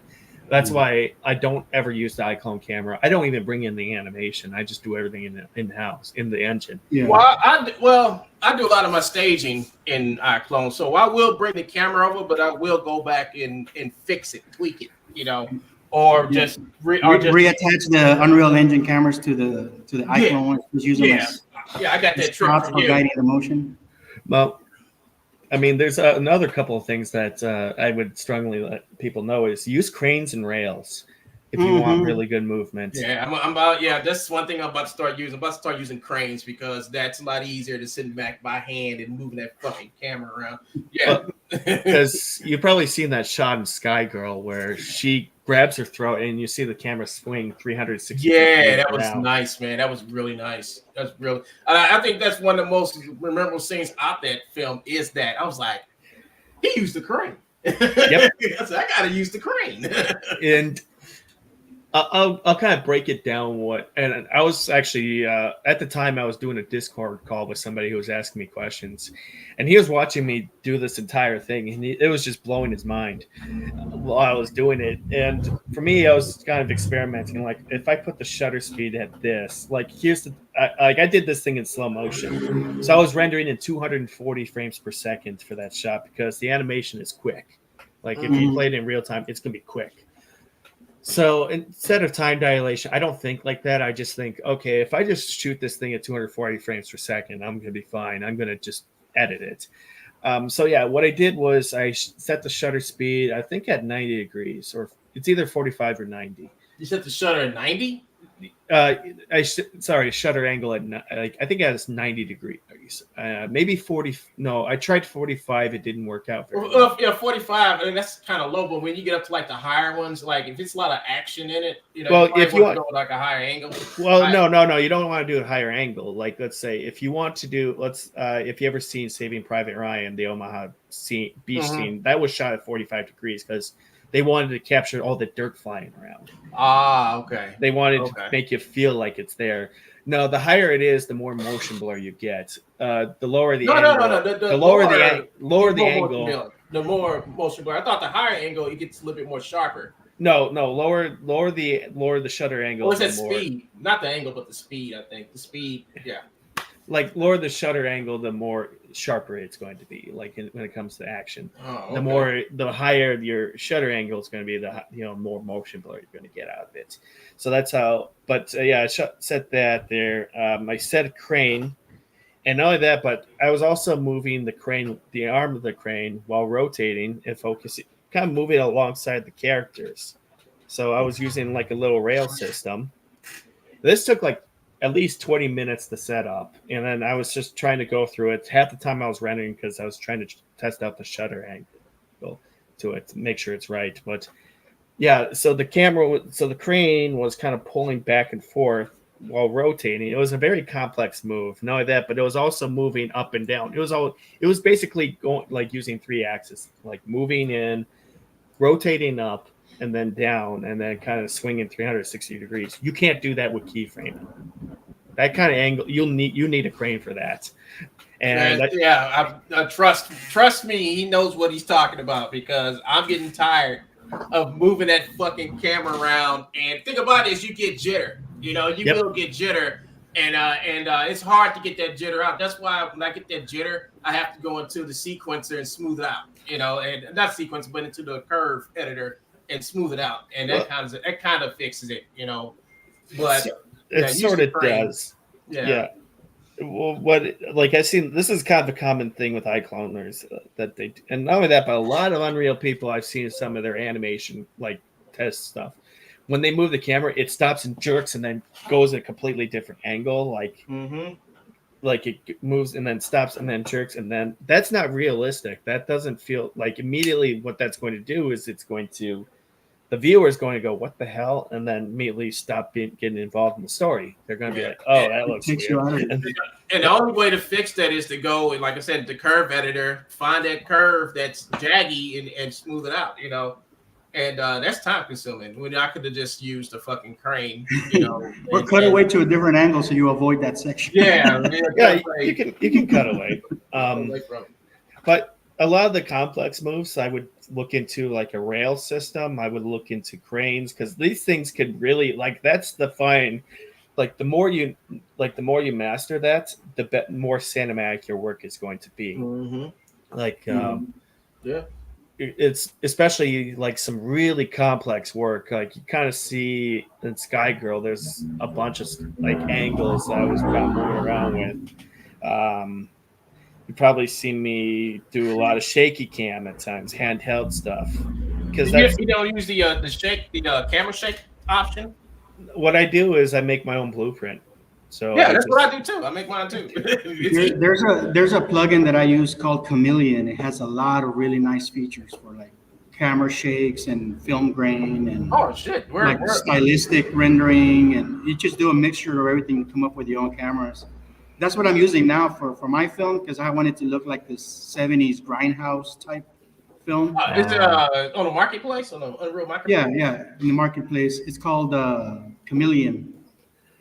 I mean, that is definitely worth a buy. It has like you can adjust camera shake and film grain, and you can make everything look like sort of cel shaded. I mean, you can play around with it to get different stylistic looks, like very easily. Yeah, Mighty Magic wants to know what kind of projects are you guys working on? Who wants to start first? Well, I'm supposed to be working on a feature film, but I haven't touched it in months. Well, I guess that's it. You guys are motivating me to get back to it, though. I mean, this is really like. Yes, Iclone Kings thing. This is new. This is what we're going to be doing. Try to do one of these a week on Saturday. Is get you guys together. We get on here and we start showing off our work, you know, and like say, hey, I did this week. You know, this is what I did. This is how I did it. You know, and and I said, hey, this is the perfect time to do it, man. It's winter is coming. It's coming soon. We're gonna be stuck in a house, well, unless you're in Honduras around the beach. But other than that, no. I do want to point out to people watching this, and I know you guys are gonna watch this after we stop streaming and stuff, and get the usual criticisms that we get because we talk shit about companies like Relusion or DAZ or whatever, and the comments and criticisms that we put out are not because we're hating on the company or hating on the product.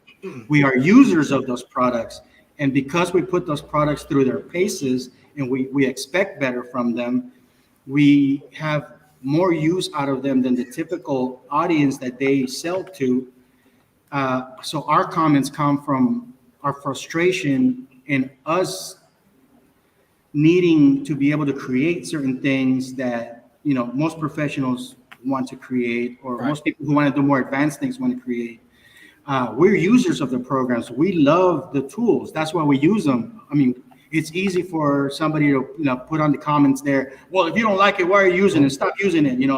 Well, Do something. No, that's not the point. I want to keep using it. I like the product. I want it to improve. right. So It features.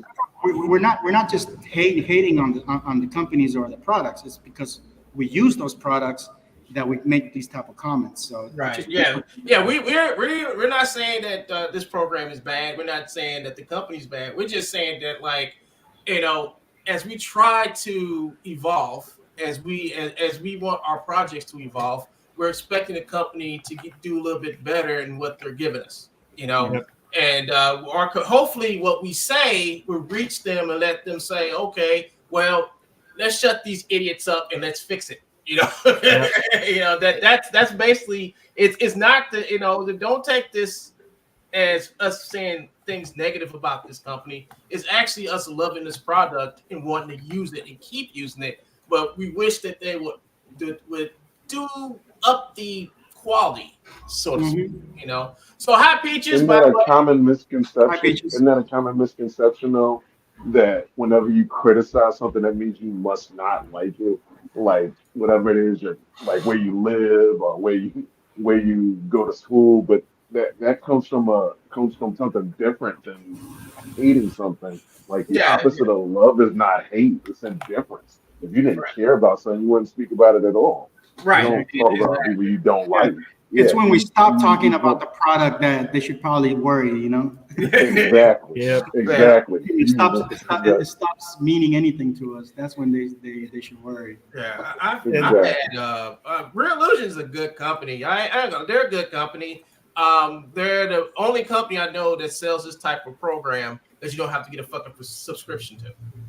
They Yeah. have they have been at the forefront of a lot of key things in different time periods.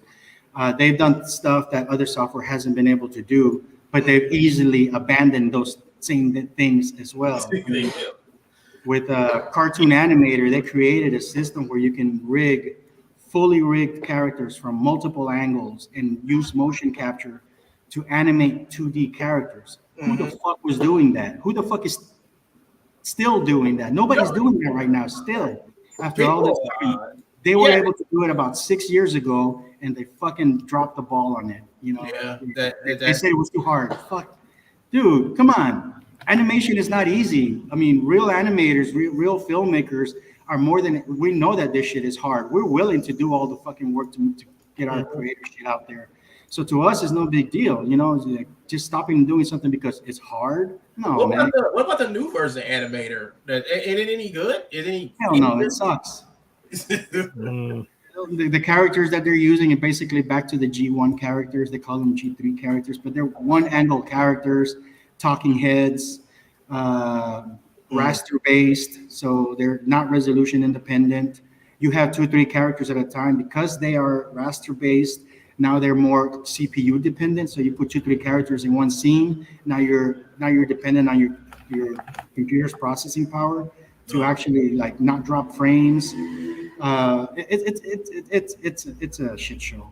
Oh man, but maybe hopefully by the next version they'll fix it.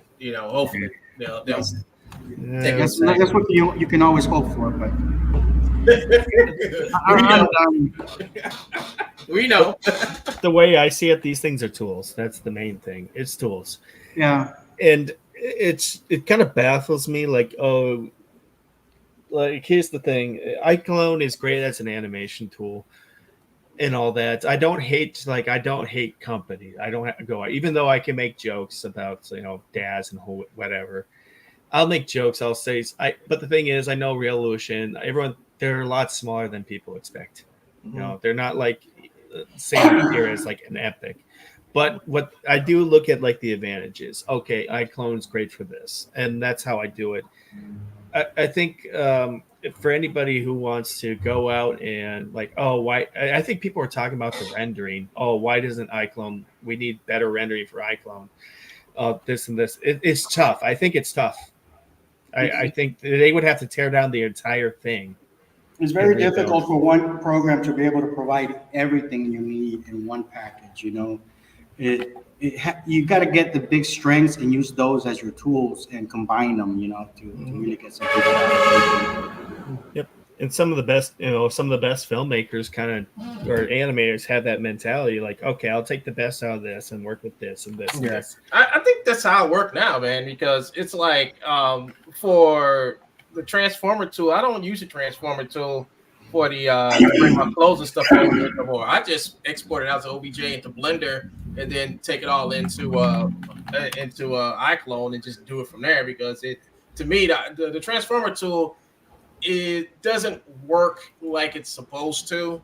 I mean, you can bring your characters in, and that's about as far as I go, but it's not gonna, bring the textures and shit in right. So I use skin gen and fix the dash character up, and that's about it. Transformer tool to me, it's not useless, but it could be better. And I've been waiting for it to get better for like over 5 years now. At some point, you just have to say, okay, fine. I think too many people wait around for like the better things. Sometimes there's better options elsewhere. Yeah. And that's the thing.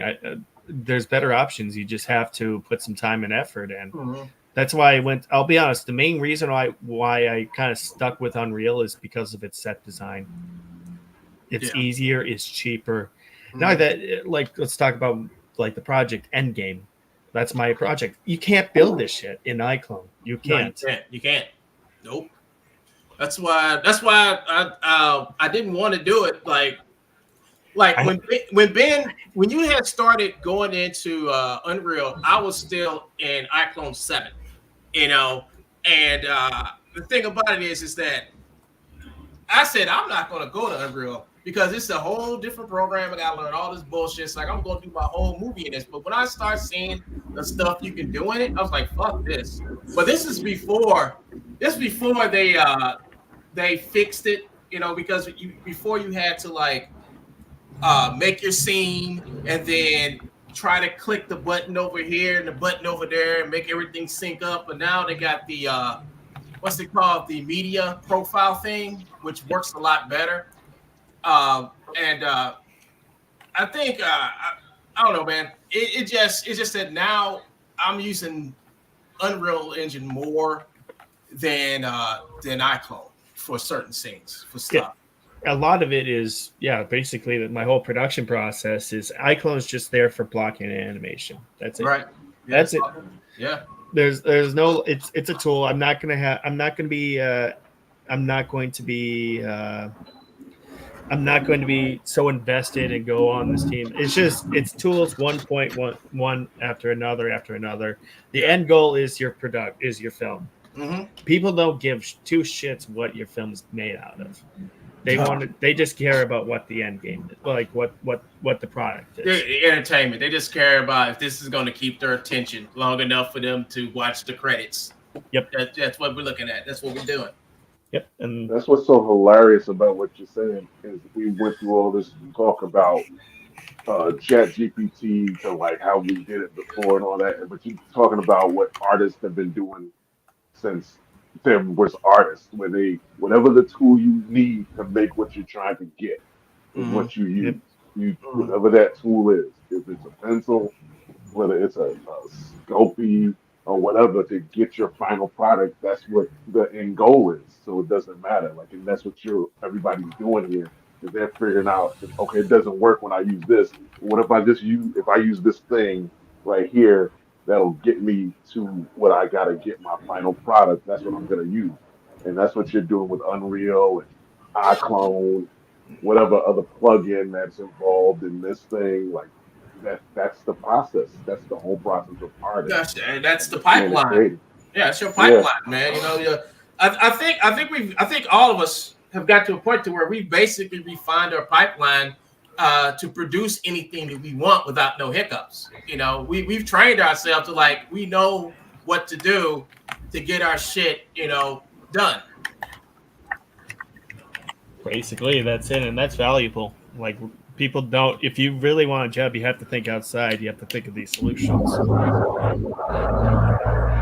And And the more you know, I mean, there's some people. I think a lot of people are intimidated by learning something new. I think someone told me I don't want to spend years on a project.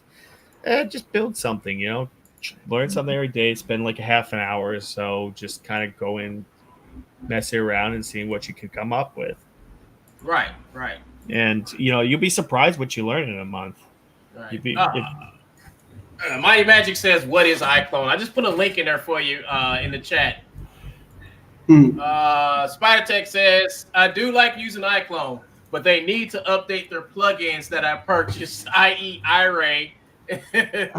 Iray equals no water renders and physics just does not work." Now, I heard Iray they're going to be discontinued or something like that. Well, because there's Omniverse. Omniverse runs under that. It's basically you're getting better results. It's not. Let's be honest. Iray is not practical for what you're doing. Mm-hmm. It's not. It's not very practical. It's not. I remember when they advertised. No, I remember when they said. I remember I had bought their fucking Indigo plugin, and I'm pissed as fuck that they discontinued it. It's like, oh no, we're gonna devalue what the fuck, and I was mad because I liked it. I remember you were probably the only customer that actually produced any kind of clip with it that people were able to see what it could do. I never actually saw anybody else produce anything with it. Maybe I'm just not in the right circles, but I never actually saw anything else created with it. Yeah, but I remember that. I think it was a guy running across this field or something. I just threw something together, and they used that for advertisement and shit like that. And then so you were basically the king of Indigo too, because no one else. At one time I was. I kept using it. I used it a lot, and they screwed me. They said they're not going to support it no more, and I was kind of angry because there's no reason for them to not support it. And then it's like, oh, because we got Iray now. I'm like, you mean the free shit they got in Dash? I mean, really, really. And not only that, but you can actually get pretty good results from real-time ray tracing too. So yeah. Don't forget you had Eevee. Eevee came out kicking ass too. So I'm like, you're gonna have us using Iray, which takes like thousands, which is even slower than Indigo. Slow. I mean, that shit was slow, and it was just stupid. Yeah, to me, it was just stupid for them to do that. They should have never even touched Iray. They should have just went to Indigo and fucking kept that. I don't know why they went that route. I really don't. Showing you guys what I've been working on stream too, but I mean, you could get pretty good results. Like I'm just working on something. I'm working on on some texturing and set design here. Oh, sweet. It looks pretty good too, doesn't it? Let's see. Are you showing it? I can't see it. I put it on Messenger. You put it on what? Messenger. Oh, it's on Messenger. Okay, hold on. Let me find it. Yeah, I see it. It's not too bad. That's really nice. That is nice. It's a set for Endgame, but it's based off a hotel room or hotel I stayed at when I was in Shanghai. But yeah, I mean, you can get that. I mean, it's just you can adjust that stuff in material. You don't get that kind of quality in Iclone. I'll be honest. You don't get the real time ray tracing. It's the one thing I know people are kind of. It sucks. I'll be honest. I bought Iray. I'm gonna go on record saying it. I regret it because I didn't use it. I do regret it because it was like, oh shit. It made me think. Okay, let's just be honest. Before they advertise a plugin, it taught me to step back and think. Okay, do I really need this?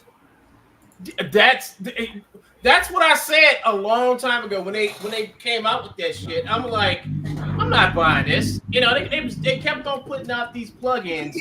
I'm like, I'm not buying that. I'm not buying that. I'm not buying that. Because I'm like, there ain't gonna be no use for that. The Iray render is no use for it. Yeah. Because you can't do shit with it. You know, it's like we can make pretty pictures like they do in Dash. I mean, what are they But trying to I like? think- Yeah, Jamie and I were looking into it for rendering and realized, oh shit, we need a render farm for this. Yeah, you know.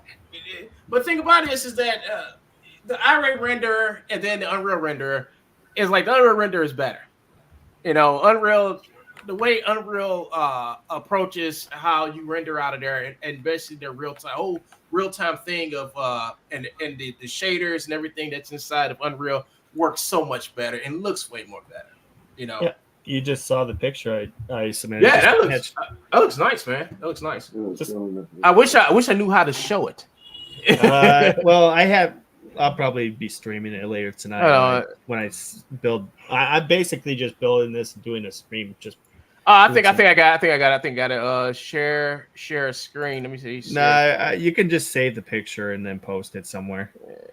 Here, I'll save the picture. Or not like that, but I also actually, you know what? I actually can present my screen and you can actually put it on Studio here. I'm trying. I'll show you guys. So what you want to do is you want to there's something down below Called present. It was down present, but I should have something like down below in the stream, or it's under present. Look at present or something. Yeah, it's present share screen. Or I have a share screen option. Yeah, go ahead and share your screen, then I can share with everybody. But yeah, I don't think I have that power. I have an option below to share the screen, like here. I'm not sure if you see it in Studio or not. I don't see nothing. Are you sure? Yeah, I'm looking, man. I just see share screen. I mean, I have something down here. I'll show you. All right. Hang on. It looks like it's down below or something. I don't know. It's been a while since I've worked with StreamYard. All right. I think I'm sharing something now. Yeah, that's it. That's it. That's it. Okay. All right. I got it. Yeah. Okay. Yeah. So yeah, that's what you just did. That looks nice, dude. That looks awesome. I like the way you got the marble. Is it like rugs? Is that rug or that's like a marble? Well, it's some kind of Marble, centerpiece. Yeah, it's an Art Deco centerpiece. So I'm trying to kind of replicate this Art Deco style. You see, it's certain New York hotels have this Art Deco thing to it. Yeah, Art Deco. I was about to say that it looks like a club that I went to that. The only used to be thing- a bank. Yeah. Then they did an Art Deco style. The whole. The only bank thing was about all those stuff two like pillars, right there, I would like try to make those round. I'll probably make round pillars instead of those square. The square they look too contrasting. I would do like round. I would do round pillars, man. I'll have a look. See. Or octagonal or something like that. That's just too sharp for me, man. That's just screaming. I just put a texture on the box. That's what Yeah. There's nothing wrong with that. What I might do is I might do like a cross or something. I don't know, but it depends. Like I'll show you the picture. I wonder if I have the picture of the hotel in Shanghai. What's it called? I stayed at a hotel exactly looks like it. Ben was visiting all his Vietnam babies he left over there in Shanghai. China? Yeah. Well, China, you know. I know Vietnam and China two different countries, but you know.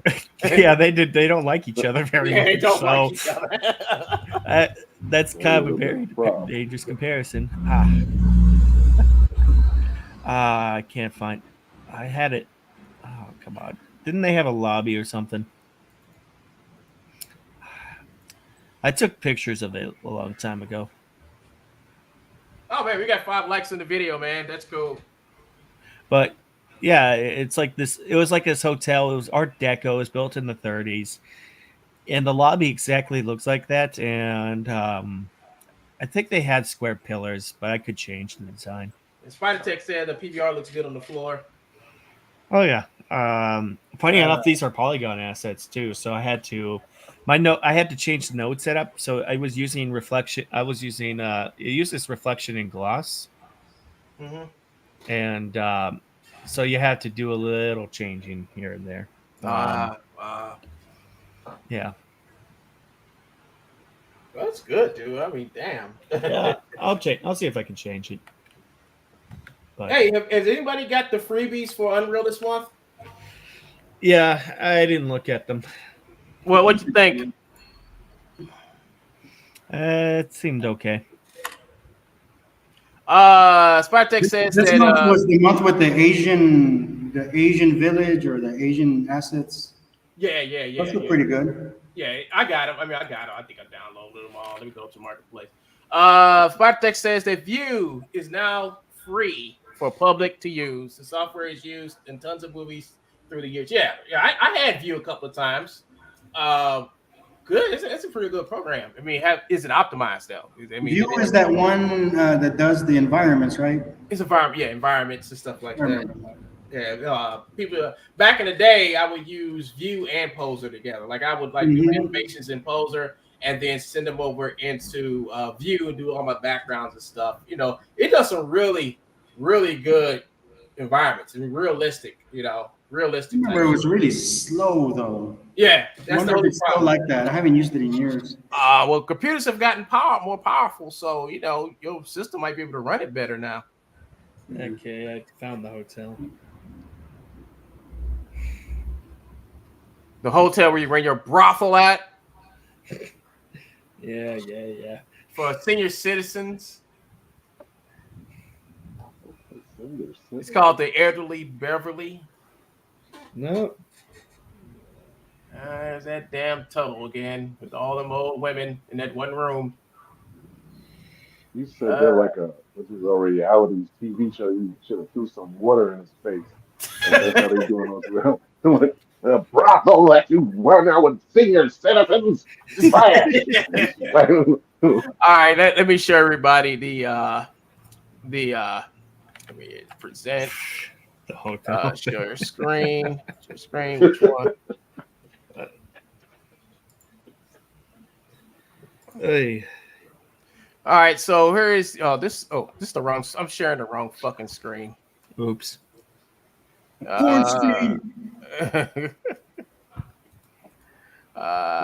advertising.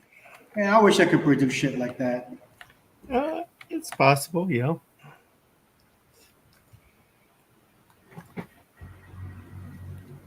Featured licensing use forms. Where is it? More marketplace. Here, marketplace. Marketplace. Come on. Browse.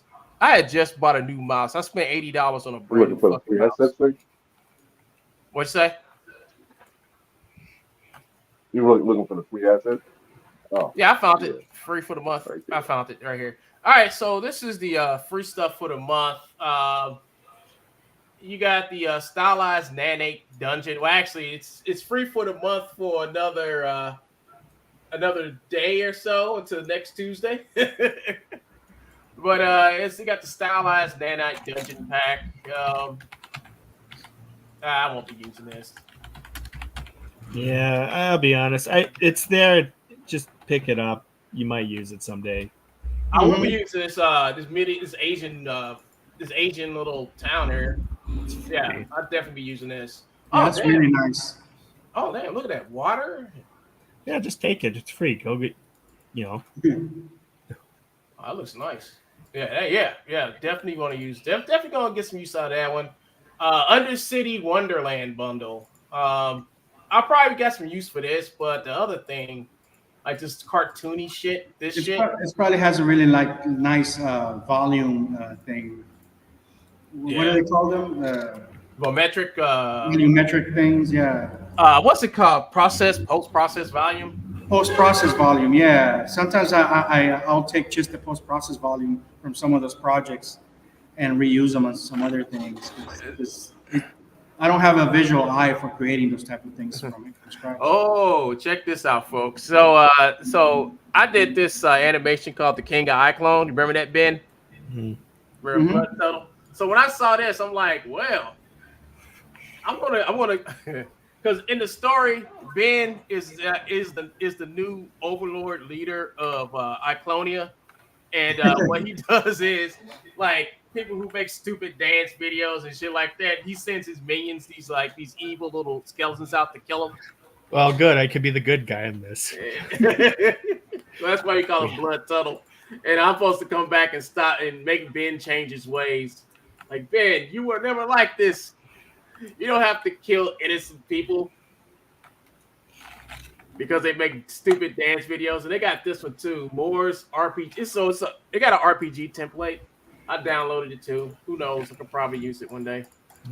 Oh, they speaking of free stuff, I don't know if it's still free, but Cascador did an upgrade not too long ago, and for people who had already registered for their original Cascador or free version, they get 2-year license. Yeah, they gave a free license on it for the upgraded version. So. Oh yeah, I did that. I made sure I did that. Yeah. 3D Spinks, God rest her soul wherever she may be wandering. Got me hip to that. You know, she's like, she sent me an email. It's like, hey, I hope you upgraded. It's like, nope. And I wouldn't upgrade it. So thank you, Spinks, wherever you may be. Yeah, I think the upgrade period is for a limited time. I don't know when it expires or if it's. I think it's been expired. Yeah, it's been expired, man. That shit's been expired.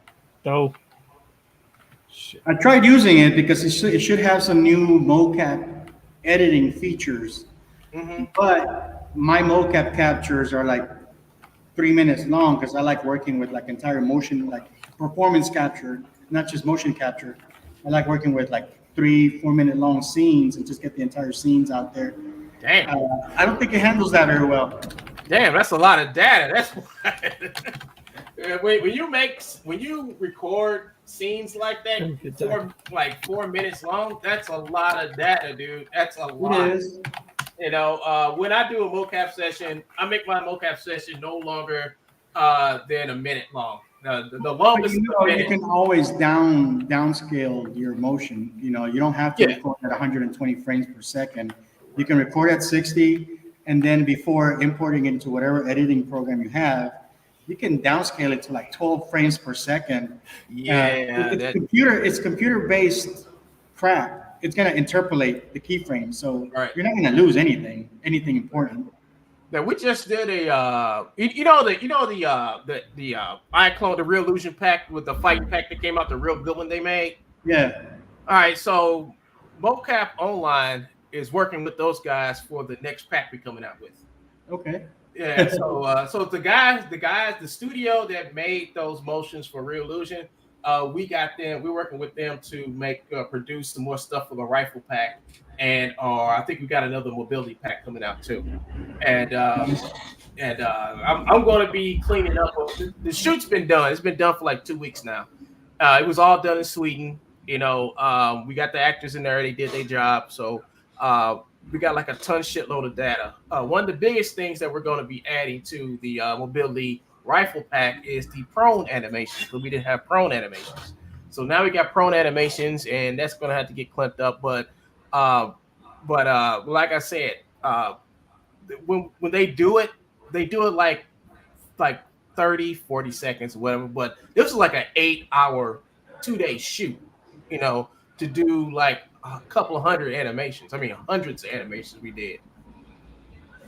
You know, it was a lot of money too. But hopefully we'll have that out in the store sometime.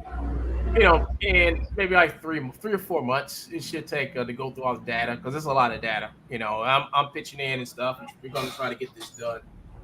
But we got new product coming out. You know, and we did not use suits. We actually use cameras. We used the expensive ass Vicon cameras. So I mean, one Vicon camera is like $1,000, something like that. I think they had like 32 of them motherfuckers in there. So it's expensive ass shoot, expensive. You know, the only thing we weren't using were the what's it called, the Xbox Connect.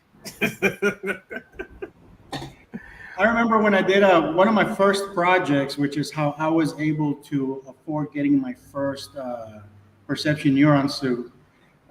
It was for this lawyers who were suing Siemens, I think the company Siemens. What? They were suing this company where their driver ran over some nurse, and I had to recreate it based on the police reports. And in order to get what I thought was accurate motion at the time, I used the Kinect motion capture thing with Iclone, and I mean the project turned out fine for what it was, but it did not age well. I was looking at that project, a few months ago. I was looking at the video. Man, that shit looked goofy. One thing about it is, it's like if you're using the Xbox Kinect to capture animation, it's kind of limited.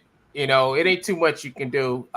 Especially you would need at least about 3 or 4 cameras to actually get a good capture. You know, one Xbox Kinect camera is not going to do much for you, but maybe frustrate you when you have to clean it up. So you think about it is that you actually have to clean that data. You know, if it's raw data, it has to be clean. It has to be managed so you can get the full performance out of it. Yeah. If you're just like getting in it and doing some goofy shit in it, that's fine. But if you're trying to make films, movies, games, and stuff, that stuff got to be cleaned up. You know, that stuff got to be tweaked. Oh yeah, Peaches just said she took a Udemy course for the Unreal Engine 5 to expedite the learning curve. And she loves it now, using it with Iclone 8 and CC4. Good, Peaches, good. I was just about to ask her that which courses in particular did she end up getting, and what does she think about them? Oh, she did the JS I've gotten films. some doozies out of there, man. They're completely terrible and wasted. She got the JS films ones, of course. Oh my god. I love the guy JS films, you know. So, but I didn't like his course. I don't know if he's made more, but the first one that I got from him, which I don't know if that's the only one, but I didn't like it. Man. I don't know, man. It was like, well, maybe because a lot of stuff he was saying there I already knew, but I don't know, man. It's of course wasn't for me. You know, I guess because I probably knew enough, or I don't know, but. I mean, I expected to learn a little bit of filmmaking on that course, you know, like right. how to do certain shots and how to like create sequences and stuff. And basically all he did was put 2 Power Rangers and made them fight using pre-made motions. And that was it. I mean, there wasn't anything that you really need a course for that. Right. He did a YouTube video. I mean, the stuff is already animated, so he didn't really do any animation. He put some rocks on a plane to make some cliffs or something. I think that was it. Sounds complicated. So I learned how to move rocks around. Well, we're glad you learned how to move rocks, man. But I wonder what he's up to, man. I know he was doing a motion capture helmet not too long ago. I wonder how that went for him. I hope he did good. I don't know. I thought he was making a movie. I mean, he did like. He did a couple of things, but after that, it's like I ain't really heard from him. I mean, I haven't seen him even on Instagram. I haven't seen him on Instagram. I haven't seen him on YouTube advertising or trying. Maybe he got a job. Maybe he got a job. Usually that happens. If somebody gets a 9 to 5, you kind of drop off from social media. Yeah, well, he's in the military, you know, and things around the world have been amping up. Maybe he's like true. In the military. Yeah, he's like I think he tried to get out or something, and they wouldn't let him out of his contract because he wanted to do animation full time, and he couldn't get out. So he's probably on the ship somewhere in the middle of the sea, waiting for China to strike. I'm not sure, but yeah. I was gonna say I was going to do a Udemy course, but due to the fact that so much shit's out there, I had to maybe show people. The same way I do on my channel is start from nothing and then go. I think that's what people want to see is to start from nothing and then have something fully polished at the end. Yeah. And not just to say this is like a project, but to give people okay, so this is how you apply yourself here. You know, you have issues. I would like to see people produce more courses I don't not necessarily on Udemy, but just courses where you actually learn filmmaking with the software. You know, where put together a 1-minute film, like a narrative, somewhere where people talk and walk around and move and scenes change and and you're required to learn how to shift from one level to another in order to load and unload things in the background so it just runs efficiently. Yeah. And that's a lot of technical shit that happens just so you can see something normal. And I'm running into those issues myself, man. It's like I have 3 scenes in my film. They work great, and then I have the credit sequence. But when I try to load the credit sequence, all I see is text because the buildings in the background haven't loaded yet, and they have. That's what you use After Effects technical for. Shit that happens that I need it to work, you know. Yeah, that's what After Effects is for. Like it's no, it needs to happen in real time. That's the point. But it happened real time. But we play video games. We play video games where these type of cuts and cut scenes and scene changes happen all the time. How the fuck do they do it? You know, because they obviously do it. You know, you see the Far Cry 3. You know, it has like cutscene after cutscene and goes from one level to another without going into the actual game. But they're loading all that shit in the background somehow, and they're manipulating it so that it still plays in real time. I think I saw a tutorial. I think I know exactly what you're talking about.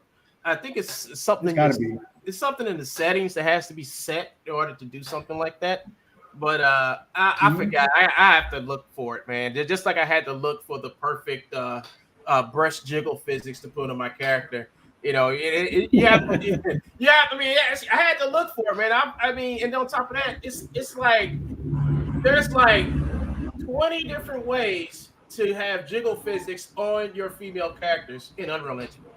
You know? Yeah. And it sounds like you need to do a course for jiggle physics on Udemy. I might do it. I might do it. I might do it. You know, you should ask some of those guys. Show me that. Let's see. Well, Spider. No, somebody asking some questions here. It says, "Hey, One Gun, did you finish the Cyberfrog trailer?" Yes, I did. It's on my channel, somewhere. Well, the first part of it I did. It's somewhere. Well, you gotta. It's going to my upload videos, and you should see it. I don't have a link for it. You know, if I can find a link for it, I'll definitely share it.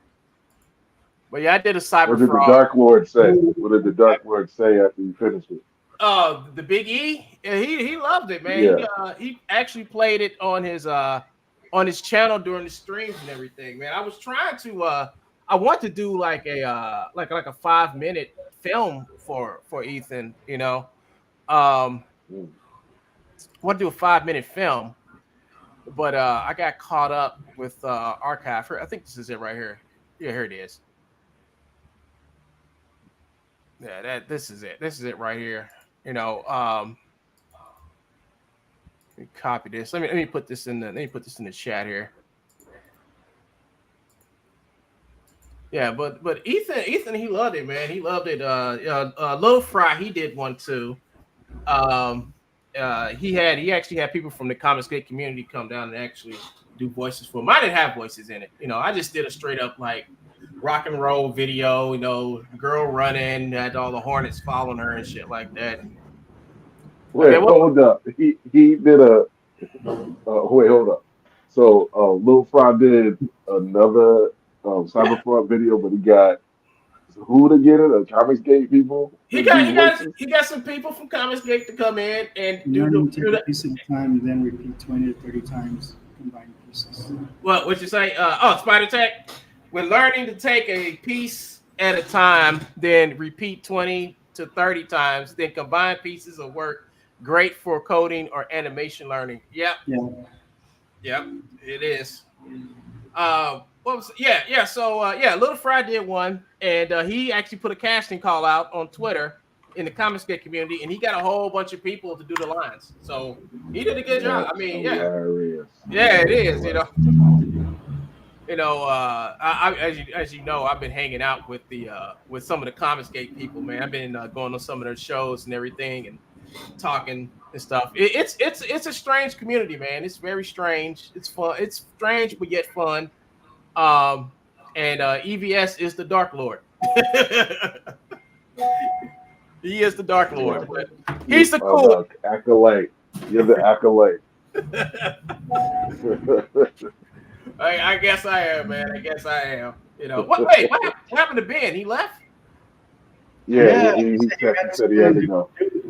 Oh, okay. All right, man. Well, we've been on for 2 hours, man. I don't want to keep y'all.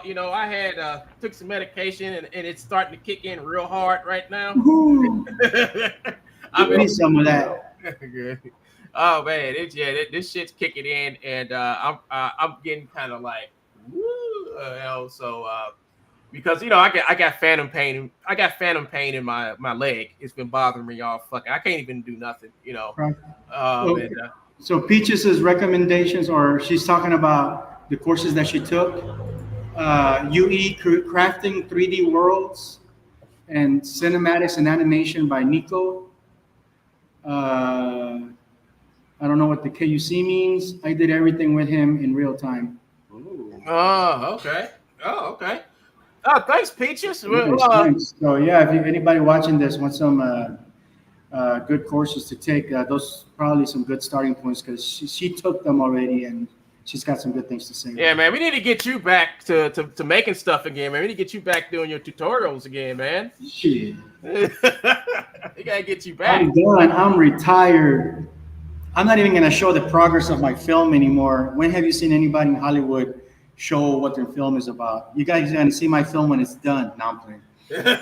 I'll be back. I'll be back soon, man. You guys are motivating the hell out of me. Yeah, man. I mean, I put you in the group, because he just appeared because I think like it was like after Hassan passed away, and I was like, we had to bring somebody. We had to get somebody else to join the group. We need that same energy. Hassan had, but I was like, you know what?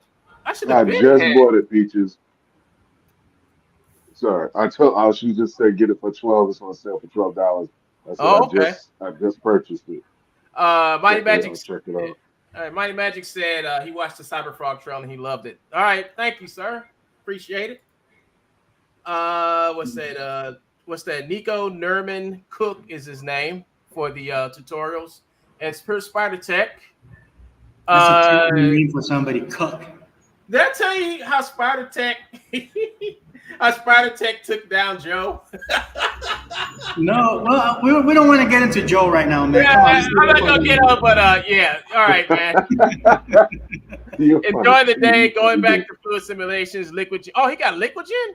All right. Hey, tell us how that go, man. Send us some pictures. Is this Peaches says she got the course for $12 and you just bought it. And Peaches once again says, "Awesome, Jada." Awesome, Jada. Yeah. Awesome, Thank you, Jada. Peaches. Awesome Peaches. I got something to look at. The Black Panther. Listen, Jiggle Physics. You need to get this course ready. If you want to see some jiggle physics, man. You told me a while ago you were gonna show me how to do that. Jiggle Physics, it's easy, man. I'll do a live stream about it. I think I got the process pretty down packed. So I'll just. What my superpowered stripper was missing, and you know that. So get on it. Oh yeah, it's easy, man. It's easy, man. It's just it's easy. It should take you like the whole process will probably take you like 5-10 minutes to do, because every process I did to make the breast jiggle, everybody else's took me damn near an hour, but this one should take you no more than about 10 to 15 minutes to do, maybe even less. And it's like the dead or alive jiggle breast physics. So that's what we aim for. That's the pinnacle of jiggling.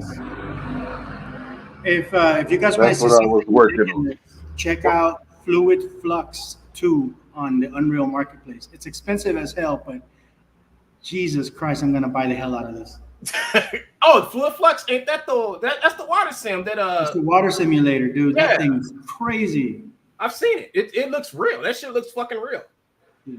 So what was the thing you were talking about? It was the plugin you said that does like the automatic camera stuff for you or whatever, or you said it can do a sort of that's what it was. Okay, Chameleon. Chameleon, Salamander. Which one was it? Which one? I think you said Chameleon. Did you say Chameleon was the one? Yeah, for the visuals. Yeah, man, that thing is extensive, and you can customize it to come up with your own styles and stuff. So I literally made my film. It looks like something made in the 70s. It looks like it has little film grain, the color, the chromatic aberration, the little film scratches and stuff, light flares. It's the combination of things. The toned down muted colors. Uh, I mean, that thing is freaking extensive, but you can come up with your own stuff. I mean, it has a bunch of stuff pre-made, but yeah, it's called Okay. Chameleon Post process, right? post process. Chameleon post process. Yeah. All right. Oh, Thanks. post process. I mean, I've been actually playing around with post processings, man, and I figured out. I mean, I've learned a lot. I learned a lot. You seen the new clips the clip I made, Jada? Hmm. You seen the clips I made, right? Nah, I didn't see it. I did not see it. I've been in meetings for the last 2 weeks, just falling asleep in meetings. I'm I trying heard. not to fall asleep. What was it? You What went was the down. clip on?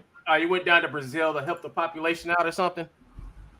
I'm trying Yeah. to. Well, I was checking out houses near a beach, trying to get something done with that. I need a new house for $300, so I was definitely over there looking. Yeah, man. Hold on. Yeah. Let me. I'm Yeah, gonna but bring. that chameleon, man, it's basically a blueprint. You just drag and drop it in there, and then you just start That's tweaking the that's what properties. I'm reading. That's what I'm reading. Okay, Yeah, I might check that out. It's it's not Wow. that fucking bad. amazing, dude. I definitely recommend it. There it is. Yeah, it's not. The price ain't that bad. Definitely got 5 stars. So, yeah, maybe I like what you were saying about the you could get like a kind of a cartoon kind of Yeah, look to it or whatever, like make it look like a cartoon or whatever. yeah, and you can tweak it because you can mix and match the different effects. Like you want to give it like a solid outline around the character, and then make certain things flat and maybe different colors based on the length of to the camera, the distance to the camera. Yeah. Uh, But it's really good. I mean, you can get lost in there and spend hours and hours just fucking playing with settings. y'all see the screen? Yeah. Yeah. Yeah, So this is what I did, man. Oh shit, that's nice. that's what I've been saying, Peaches. He should do that, like post some courses. Now play it Oh at yeah, 12 it's frames hot. per second. Played in real time. No, play it at 12 frames per second.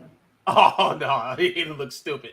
No, dude, it would look fucking badass. It would look like Spider Verse. Oh, Will? It's Mm-hmm. so A funny slower speed, how it'll give it an increased like the it's film so work. funny how you evolved this thing from when you first did it like 9 something years ago That's to a huge how you difference. look Yeah, that's now. right.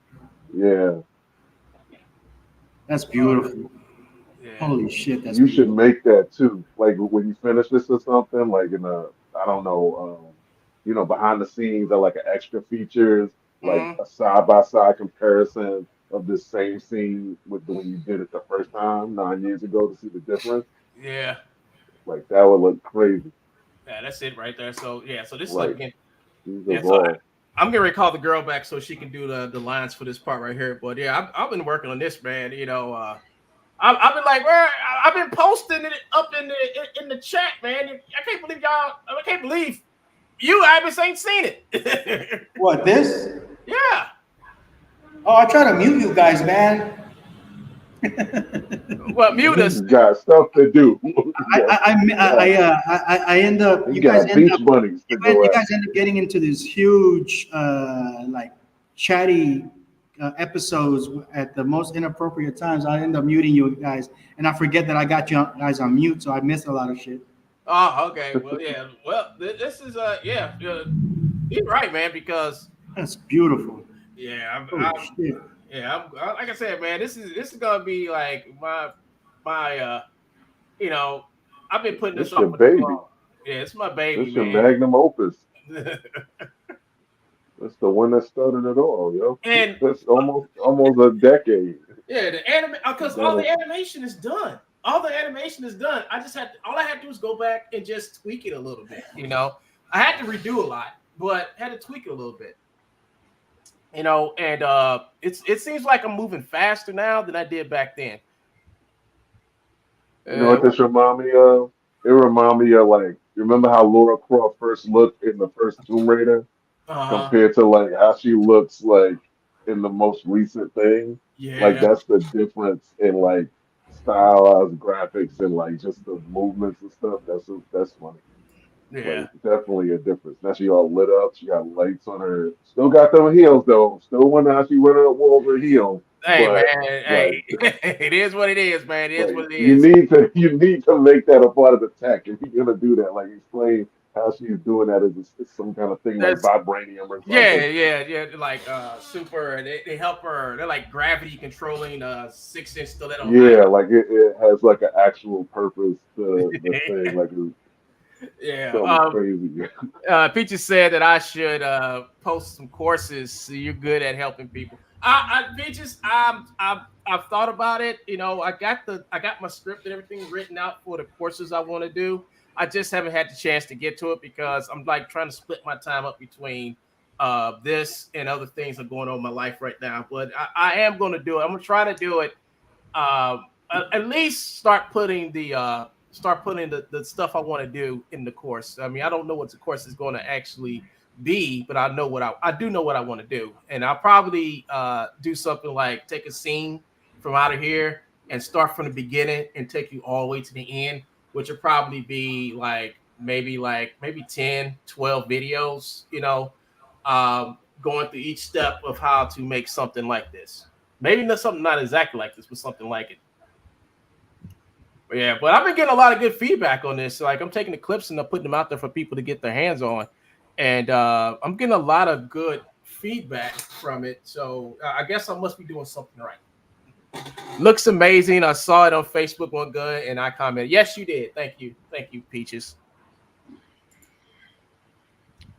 Man, you're looking tired, man. Yeah, I'm Honduras. getting there, man. I'm getting there. You must be chasing all them beach bunnies down there in Honduras. I just turned 48 a couple days ago. What? Happy Yeah. birthday, man! Congratulations. Congratulations, man. Happy And birthday. everything hurts. Going blind, Welcome everything aboard. hurts. Oh I'm man. feeling it. Oh man.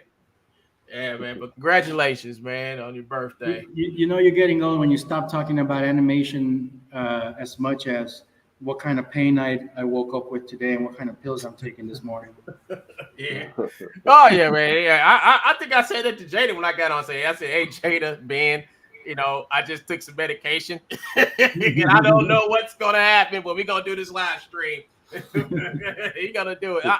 I was hoping Toby would come on. I was hoping Toby would be You here. didn't see him. He was in Messenger. Yeah, why didn't he? He responded in Messenger. I put the link in there. Why didn't he come in? He probably didn't see it. It was further up. I think he was Uh, responding to Ben's All right, I'll do Ben's it. picture or something. I'll do another stream next weekend. I'll probably have more. I probably didn't figure out how to use StreamYard, and we can do some more fun shit, more better shit. But I'm just basically just testing that StreamYard.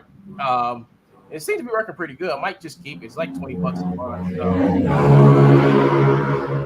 what the hell? Are you outside again, Jada? That's What? me. I I got mean, cars running that's outside. heavy. Oh, He that's got not. girls in bikinis on motorcycles That's riding by. That's a party down in Honduras, ain't it? We got all sorts of shit going on Yeah. outside. Yeah, man. We gotta go down there. And You should see some of the beat, videos I've been posting on beat my down. Facebook. Dude. I It's get beat up a if I go carnival down mode. there. Why you gonna get beat up, man? You owe somebody some money I down there or get something? beat up. I can't. Yeah, I can't go down there. I get beat up. Somebody's gonna beat The me up if women. I go down there. The women. Yeah, I can't. Nah, you mix in very well, dude. There's more black people here than folks like me. I'm worried about one. I'm talking about getting beat up for going down there, not for being You're down. way down here. It's the trip Yeah, back you I'll worried be fine down there. I'm talking about I won't be fine when I get back. Like I'll get beat up. about. She'll beat me up. So He's talking about the trip back. yeah, yeah, she'll be waiting right there at the airport. For me. It's like I see you back. Like who told you? Who told you I left? Welcome back, sucker. Bow. Right. Yeah, man. Hey, let's go ahead and just leave it here. And next weekend, hopefully, I can get y'all back on her again. We will have a lot more stuff to talk about. I really want to talk about more Real Illusion stuff. What they should be doing, and how the future's looking. Especially, when you start talking about Iclone 9. I know y'all don't want to hear that, but when you That's start talking coming about, on. I don't know when it's coming, but I feel after Yeah, Maybe yeah. a year and a half. They're in a 2-year development cycle, so I'm pretty sure they're close. Yeah, yeah. So about a year and a half. Wow, so all these plugins that we bought are probably gonna stop working for a while. Yeah, that's a bad thing. That's why I Yeah. stopped buying. Yeah, that's why I stopped buying plugins from them. You know, that's why I like the Skin Gen plugin, like not the Headshot plugin. I don't think I want to buy it, but I don't know if I should buy it. You know, because they have this tendency of just like, you know, we'll have you spend like $100-$200 for something, then we just by the time down the road, you know, we're just gonna just stop supporting it. You know, so that's the only thing I don't like about Real Illusion when they do that type of shit. You know, I don't know. I'll think about it. But anyway, folks, I'd like to thank Mr. Fernandez and the Black Prather for showing up. And we had a good time. Come on, man. We know who you are. We know who you are. You're from Wakanda. We know that. Yeah, I had to show. Hey, it's good. Hey, Ibis, man. I'm glad I was able to catch you today, man. I'm glad to see you again. You're doing well and you're happy, man. That's God bless, man. God bless on that. Jada, it was nice catching up with you guys again, man. Yeah, it was nice catching up. I'm gonna try to get Jet. Happy belated birthday. Yeah, happy belated birthday, man. We all need to talk more, man. You know, so next weekend, hopefully I can get y'all back and we can talk about some more shit. Maybe have more stuff to show. Get your computer up and running, man. Damn, I have never known you not to have your computer. Dude, it's scary, bro. I mean, I got some expensive ass equipment here, and the one thing about Honduras that I don't like is that they do have blackouts very often. So you know, that's how equipment gets damaged. And until I get myself a solid quality like UPS, I don't like having that shit running. That's how equipment come up missing, you mean? No, that's how equipment just dies on you. It's just a blackout, you know, overload. And I mean, you can buy not easy to come by down here. Yeah, you can get a power supply, can't you? With a UPS, but I need a pretty substantial one because I got the biggest one I could find down here, 1,000 like amps or something. It's still not enough because as soon as I run Unreal Engine, it overloads it and it shuts down. So it doesn't help. You're gonna need a big one. You're gonna have to probably come back to the States, buy your good one, have it shipped down there. Yep. Yeah. See you when you come back, man. Don't forget to stop by St. Louis, get some of that good ass pizza and fried rice, brother. Hell yeah. Talk to you guys soon. Yeah, see y'all guys later, man. See you, Jada. So everybody, this is the end of the show. Hope you guys enjoyed yourself. Please like and subscribe for more crazy, wacky stuff. Peace out, folks. Peace out. Do that thing. All right. Industry. All right.